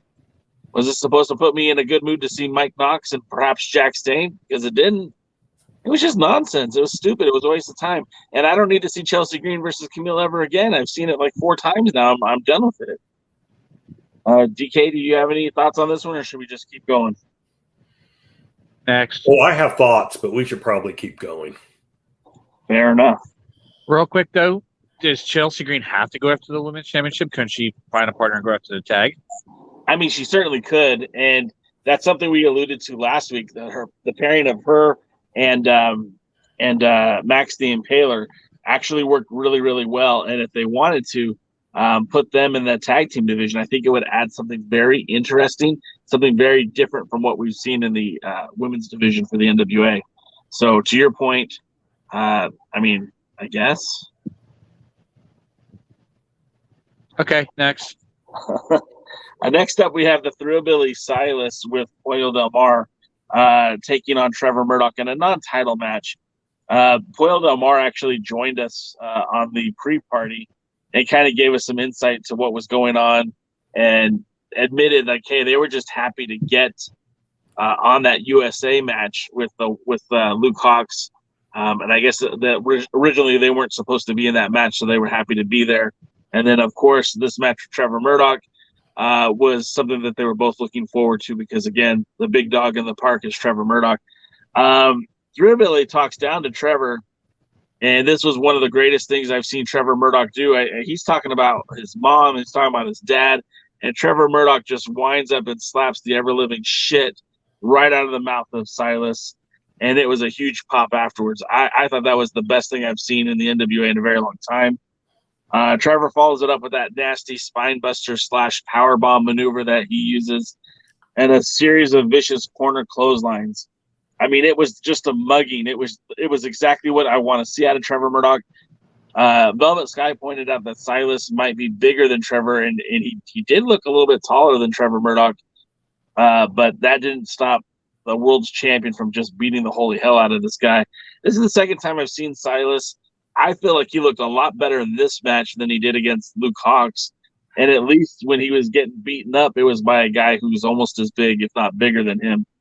Pollo does get involved by grabbing Trevor's foot, grabbing his foot, which allows for Silas to get some offense in, like a big body slam and a few other moves. But it was a brief reprieve. Trevor regains control of the match, finishes Silas with that top rope bulldog. And again, another victory for the world's heavyweight champion. DK, what did you think about this one? All right, let's take this step by step, shall we? Obviously, this was the Trevor Murdoch I wanted in the first title. He works as a badass tweener. And, kicking ass and taking names and beating the shit out of people is what he should do. So I will give whoever, even Billy, credit that, they're booking him right this time. To Pollo Del Mar, we said it last week, nothing against her at all. Don't particularly like this pairing, but like she said, if that's what's getting them on the show, I don't blame her. I do blame the booking. She should be used better. Thrillbilly Silas. You're thinking of Billy Ray Cyrus, Anna Montana's dad. Right. I don't have anything against him. I mean, I really don't. But again, I feel like the NWA's booking of him is, oh man, like he's this big deal. Oh yeah, he's had 2 matches and he's lost them both, and he's kind of had his ass kicked in both. Yeah. And apparently he's stupid and doesn't realize that his valet's a drag queen. And I mean, why is this what you want to present? I don't understand that. And I don't know if my internet's going bad or Jay's internet's going bad. He keeps locking up on me. But I don't know. Overall, sure, I enjoyed watching Trevor Murdoch kick his ass. So, I mean, thumbs up. Look, I think there's. Go ahead, Jaden. I didn't see this match, but I know who Paulo Damar is. Paulo Damar actually has some personality, some charisma. If he's right, Paulo Damar could probably maybe move the needle in some cases if they decide to put Paulo Damar with the right person. I don't think Silas is that right person. If I remember, he used to wrestle under the name like Cassius Coons or something like that. Yes. And yeah, he was okay. I mean, he's a indie guy that does a silly gimmick that the modern fans probably like, and Billy Corgan probably gets a chuckle out of. That's probably why he's there. But I'm happy to hear that the man Trevor Murdoch is back and not the whatever he was in the last championship reign. 100%. And again, I think Thrill Billy would have been perfect for this position if it hadn't happened here at this show so quick. If they had brought him in, put him with Pollo in some enhancement matches, give him a chance to get over as a big guy, he could have beat Gags again. He could have beat Sal. He could have beat whoever, Black Cheese or whoever. I mean, get him in there, get him his personality, bring him into the interview area and let him not talk and let Pollo do the talking. And I think, and then you bring him in, put him against Murdoch, and let Murdoch kick his ass. And, but then he would go back and then get back on that winning streak, and then you could slot him in towards a TV title or something like that. Exactly. And you could do something with him. But I mean, right now I saw him get his ass kicked by a little guy, and I saw him get his ass kicked by a big guy, and so now why do I want to see him wrestle anymore? Unless he goes on a great win streak. But again, like, who are you going to put him in the ring with? Like, you going to put him with Marche Rocket, Jordan Clearwater, Scion? I mean, those are the guys that you need to beat if you're going to beat somebody. Mims probably won't be on these tapings. And I'm sorry, but a victory over Gags or Sal or Black Cheese just isn't going to cut the mustard, I just don't think those guys are good enough anymore. Well, and again, I'm not talking about to put him in a world title match, obviously a non-title match. Right. But you bring him out and you show that he can do something. And you show that he can a little win. damage. And, Gags at least wins. Yeah. Well, whether you like the fact or not, and generic you, not specifically JU, but whether people like the character or not, he wins far more than he loses. So, put him in, get him a victory over Gags. That's something. Then you put him in with Murdoch, he gets his ass kicked. Then you have somebody like Marche Rocket. Is Marche Rocket at these tapings? Anybody know? We don't actually know. If anybody was there, let us know.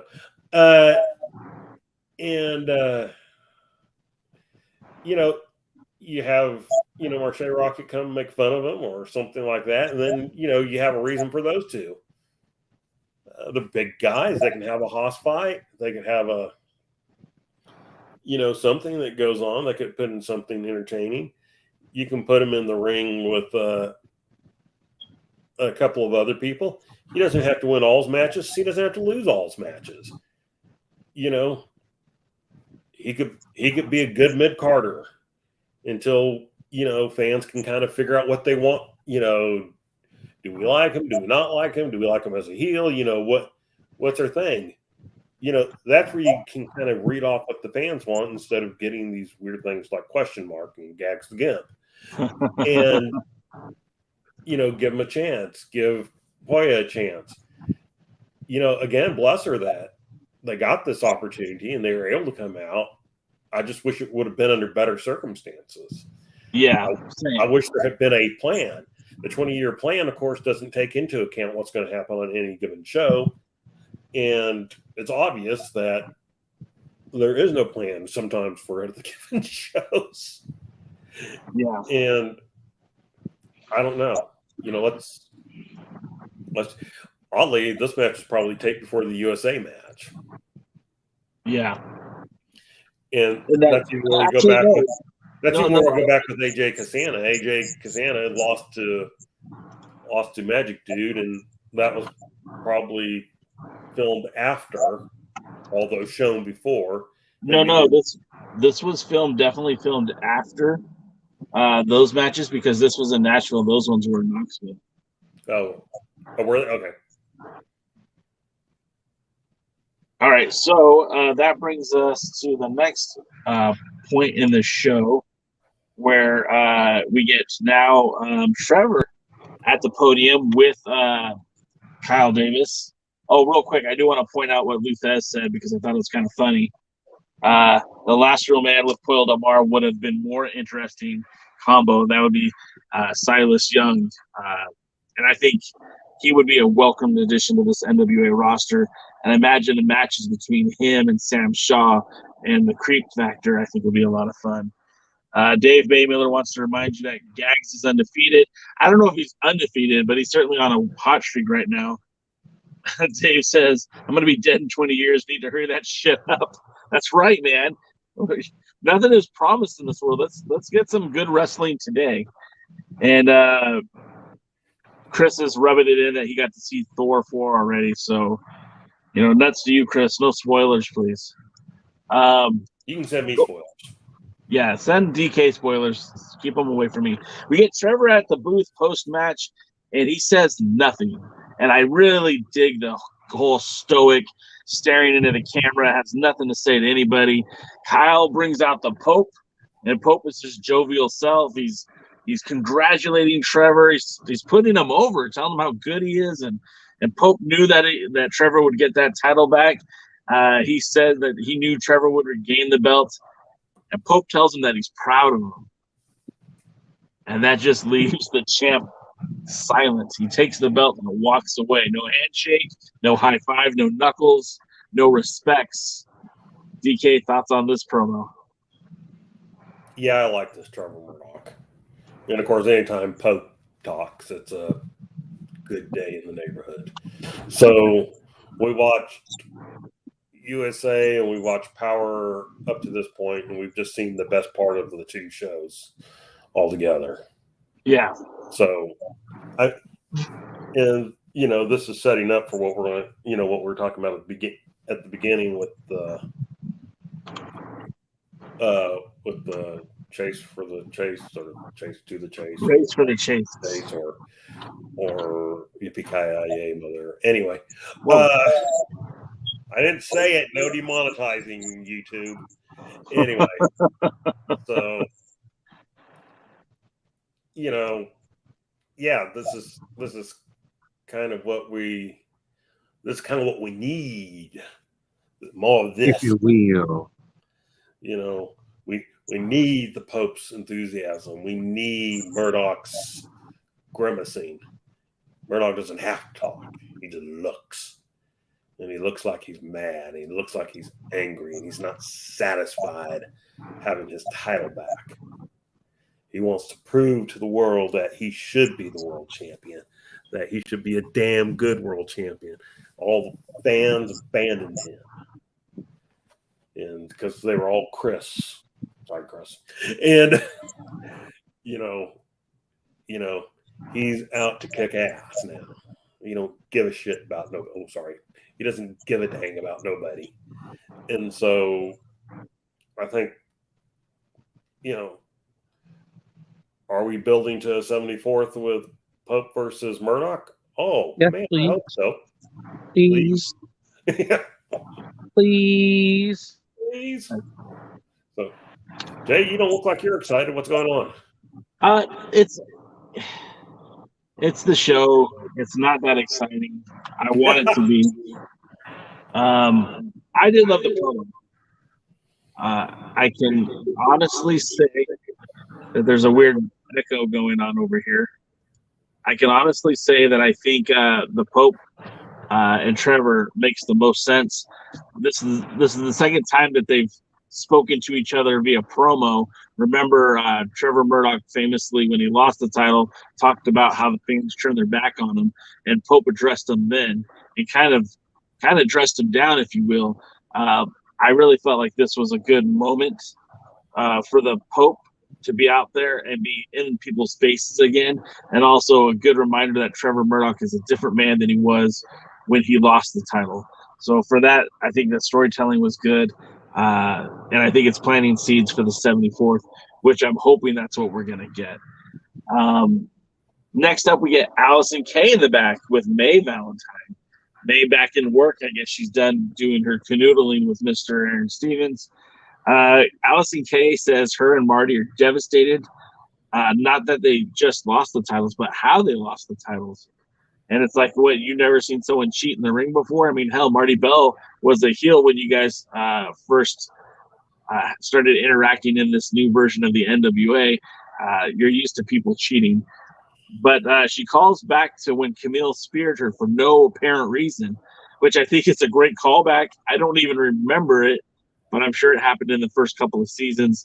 And then for no other reason, Kilynn King comes up because she hears the word Kamille and somehow negotiates herself and Allison Kay into a #1 contenders match just on her authority, I guess. I mean, I love the idea, but is that how things work in the NWA now? The talent. I mean, I got it. I used to understand when Nick Aldis pulled that stuff, but Kilynn King hasn't even, hasn't won a title yet, and she's calling the shots. DK, what do you think of this promo? I'm trying to figure out who I want to win in a match between those two. Same. I mean, I'm excited about the match, but I'm kind of like you. It's like, why do wrestlers set so many terms and conditions on things? I mean, how does it become a #1 contenders match just because they want it to be a #1 contenders match? I don't know. And by the way, it's like nothing else booked. It's almost like WWE. They never have a main event booked because it's always booked during the show. I don't know what was originally supposed to go on, but there was never anything that was prior booked because it's somewhere in the first hour somebody says something and does something, and it's like, well, I guess we're gonna have our main event then. So I don't know. It was weird, but I liked the end result. Yeah, and I think that match is going to be killer when it happens. But anyway, so then the next segment, we get the main event for the evening. Why the hell is this the main event? I would rather you put a triple threat match for the TV titles the main event. I was still more connected to that than this. Straight from the headlines from NWA USA, you get Ricky Ball-Legursky on the outside with Jay Bradley. Again, not really living up to the whole no contemporaries ringside. And then you get Ricky Morton accompanying Kerry to the ring. Again, neither one of these guys are managers. Where's the consistency? Oh, I think that's just a thing. Galley tries to kind of write that off by saying, well, William Patrick Corgan says this is fine because of the tension in between these matches. We don't want anyone to sneak attack, which is just stupid. So much inconsistency. The only thing consistent about the NWA is that it's constantly inconsistent. They build a match as a catchweight exhibition, open weight for us commoners. I thought that was kind of a nice touch because it's obviously there's a huge weight disadvantage. And then as far as, the Fixers walk out, the fans are going nuts for the Fixers. Then the Mortons walk out, and the fans go nuts for the Mortons. So obviously this Nashville crowd, at the very least, seemed a lot more into the show than that Knoxville crowd. But I don't know. Calling yourself a future legend seems like kind of an arrogant move to me. Kind of like a prick. And that Kerry Morton just kind of rubs me the wrong way anyways. I'm waiting for the heel turn. I'm waiting to see him kick his pops in the face and go join Colby Carino as a tag team or something. I don't know. Bradley's just beating the crap out of Kerry for what seems like an eternity. He's although the fans are behind the Mortons, Kerry's just taking a beating from Jay Bradley. Even at one point, Bradley calls out to as he's smashing young Kerry Morton. He says, "This is for you, Ricky." Smash. "This is for you, Velvet." Smash. And I just thought that was pretty awesome because he's calling his spots right there and just having fun beating the crap out of the kid. At one point, Ricky Morton is giving Kerry a pep talk and literally, I guess, tries to roll him back into the ring. But it looks so awkward and so like it almost looked like that was his opponent he was trying to get back in the ring. This whole match just felt weird. But after all that beating, the boss, Jay Bradley, showboating to the crowd, and somehow, some way, Kerry Morton connects with the knee to the face and a roll-up to get the 1-2-3. Kerry Morton wins. Well, I guess he had to, didn't he? For those who don't watch the combat sports, a catch weight has one of two meanings. It's either a contracted weight that's different than a normal weight thing. So, like, let's say in MMA, they're going to fight at 177 instead of the 170 welterweight or 185 middleweight. Or it's a match between people in two different weight classes. So a flyweight or a featherweight taking on a lightweight. And so that's what they were basically saying here. We got junior heavyweight taking on a heavyweight. It's catch weight. And it was good use of the terminology. Again, I don't necessarily care for these type of matches. I guess Kerry kind of had to win since they're building him for the junior heavyweight title match. Yeah. I don't know. For a place that doesn't seem to care too much about heels or faces, I don't know why they're trying to put a team as over with the fans as the fixers in the heel position, but Billy booking. Hey, well, that's what I'm calling it from now on. Billy booking. Yay. I like it. And put it on a t-shirt, sell it on alliance-wrestling.com. I feel like Billy's very litigious. There's more than one person named Billy. Well, yeah, a lot of people named Billy. It could be a Billy Goat. Anyway, we never said NWA anywhere on that shirt. Anyway, just, I don't know. Like you, I don't know why this was the main event. I wasn't into it. It wasn't a bad match, but I wasn't into it. It didn't excite me. I wasn't thrilled. I didn't get what was going on with Ricky Morton, who I wish they would take off TV and never put him back on TV. Yeah, that's kind of my thoughts on this show in general. Take it off TV and don't ever put it back on. You had two good things on the show. You had Murdoch beating up Thrillbilly, and you had Murdoch not talking and Pope talking. So there was two good things. If you missed any other part of the show, you were lucky. Yeah, I mean, you lucky person, you. We already talked about the end with Billy talking about the chase race. So, yeah. I mean, I don't know. Do you have any other thoughts this week, Mr. Cal? I got some breaking news on the spear heard around the world that we all apparently forgot.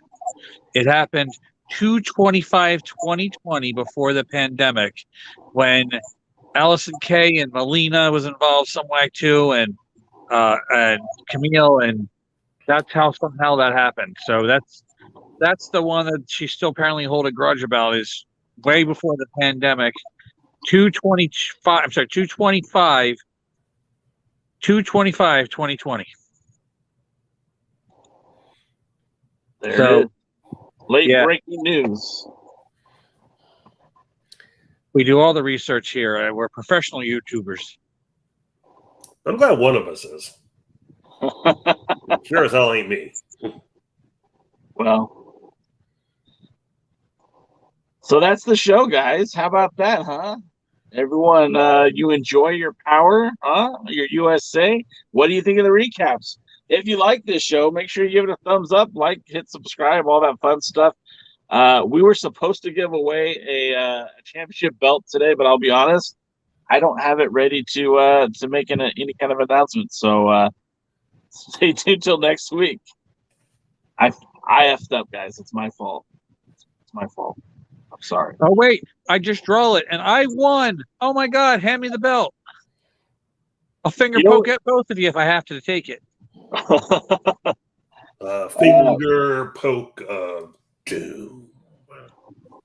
So, Jaden, I know that your friends over at Dangerous Adrenaline Wrestling Gladiators have an event coming up in the month of August. Would you like to tell us a little bit about it? I know that there's already a dog championship match scheduled for this event in Glassboro, New Jersey.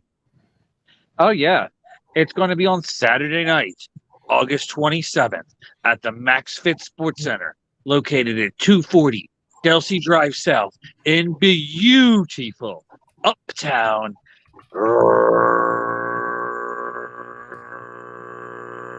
rustic Glassboro, New Jersey. Dangerous Adrenaline Wrestling Gladiators present the Dog Days of Summer. We just want to announce that unlike apparently other wrestling venues around, the Max Fit Sports Center actually is air conditioned. So you can come to the air conditioned building to watch professional wrestling. And you can see the main event sign, new Dangerous Adrenaline Wrestling Gladiator Heavyweight Champion, Glassboro's own Busky Erich Martin will defend against the Alpha Dog, Adam Chandler, the man that DK loves to watch chomp through chains. It is two big, massive guys with muscles and that look like professional wrestlers and don't do a bunch of flippy stuff. Apparently, I killed DK. You okay? I wasn't expecting that one. You took me a little off guard for a change. But yes, it's going to be an amazing matchup. I can't wait to see it. It's going to be two guys who look like professional wrestlers, who wrestle like professional wrestlers, who don't do a bunch of gymnastics and dance routines, having a brawl, a fight, a wrestling match all at the same time. They're just going to beat the crap out of each other to try to win or retain that Dangerous Adrenaline Wrestling Gladiators Championship. And you're going to hear something first that hasn't even been announced on the Instagram or anything else. And I'm probably not even supposed to say this, but officially signed now. Nikos Ricos versus Ty Thomas. Now Nikos can't get out of the contract, can't find a way to not be there. It's going to be Nikos Ricos in the rematch with Ty Thomas. It's going to be an I Quit match. And Ty Thomas has stated that if he loses this time against Nikos Ricos, he's not just leaving Dangerous Adrenaline Wrestling Gladiators, he's leaving professional wrestling. Whoa. So he's putting his career on the line in an I Quit match. The last two times they wrestled, the first time Nikos Ricos used underhanded tactics to come out with the victory. The second time he won by disqualification because his tactics frustrated Ty Thomas so much that he threw the referee down to keep on pounding on him. This time it's going to be an I Quit match. Anything goes inside. It's not going to be lazy booking. It's actually because now there's a reason for this to happen. You're going to see two wrestlers going to beat each other up so badly they have to make the other one say the immortal words, I quit.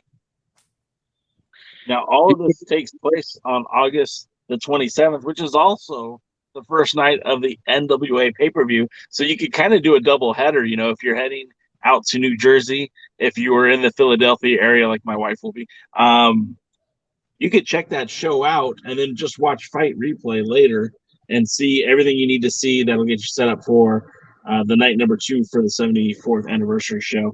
But it sounds like you can compare them. You can compare them side by side. You could have an actual wrestling promotion with good wrestling action and really talented stars, plus Daredevil Dave Dahl, and then you can watch the NWA where nothing makes sense. and we will say this real quick. The pay-per-views have usually been pretty good for the NWA. DKM, tell us, where can people follow you on the socials? I don't know. I haven't been on socials much, but that's probably for the best.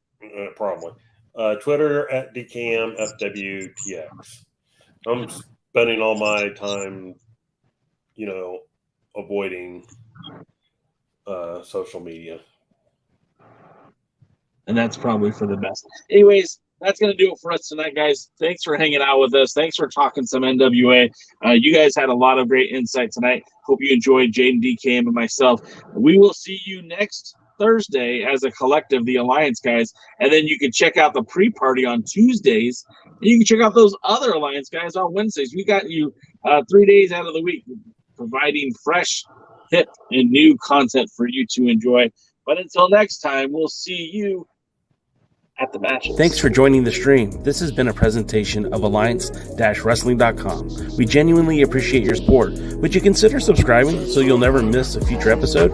I'd also like to remind you we do a live stream every Tuesday at 5 p.m. before NWA Power. You can find us on social media at The Alliance Blog. And until next time, we are The Alliance.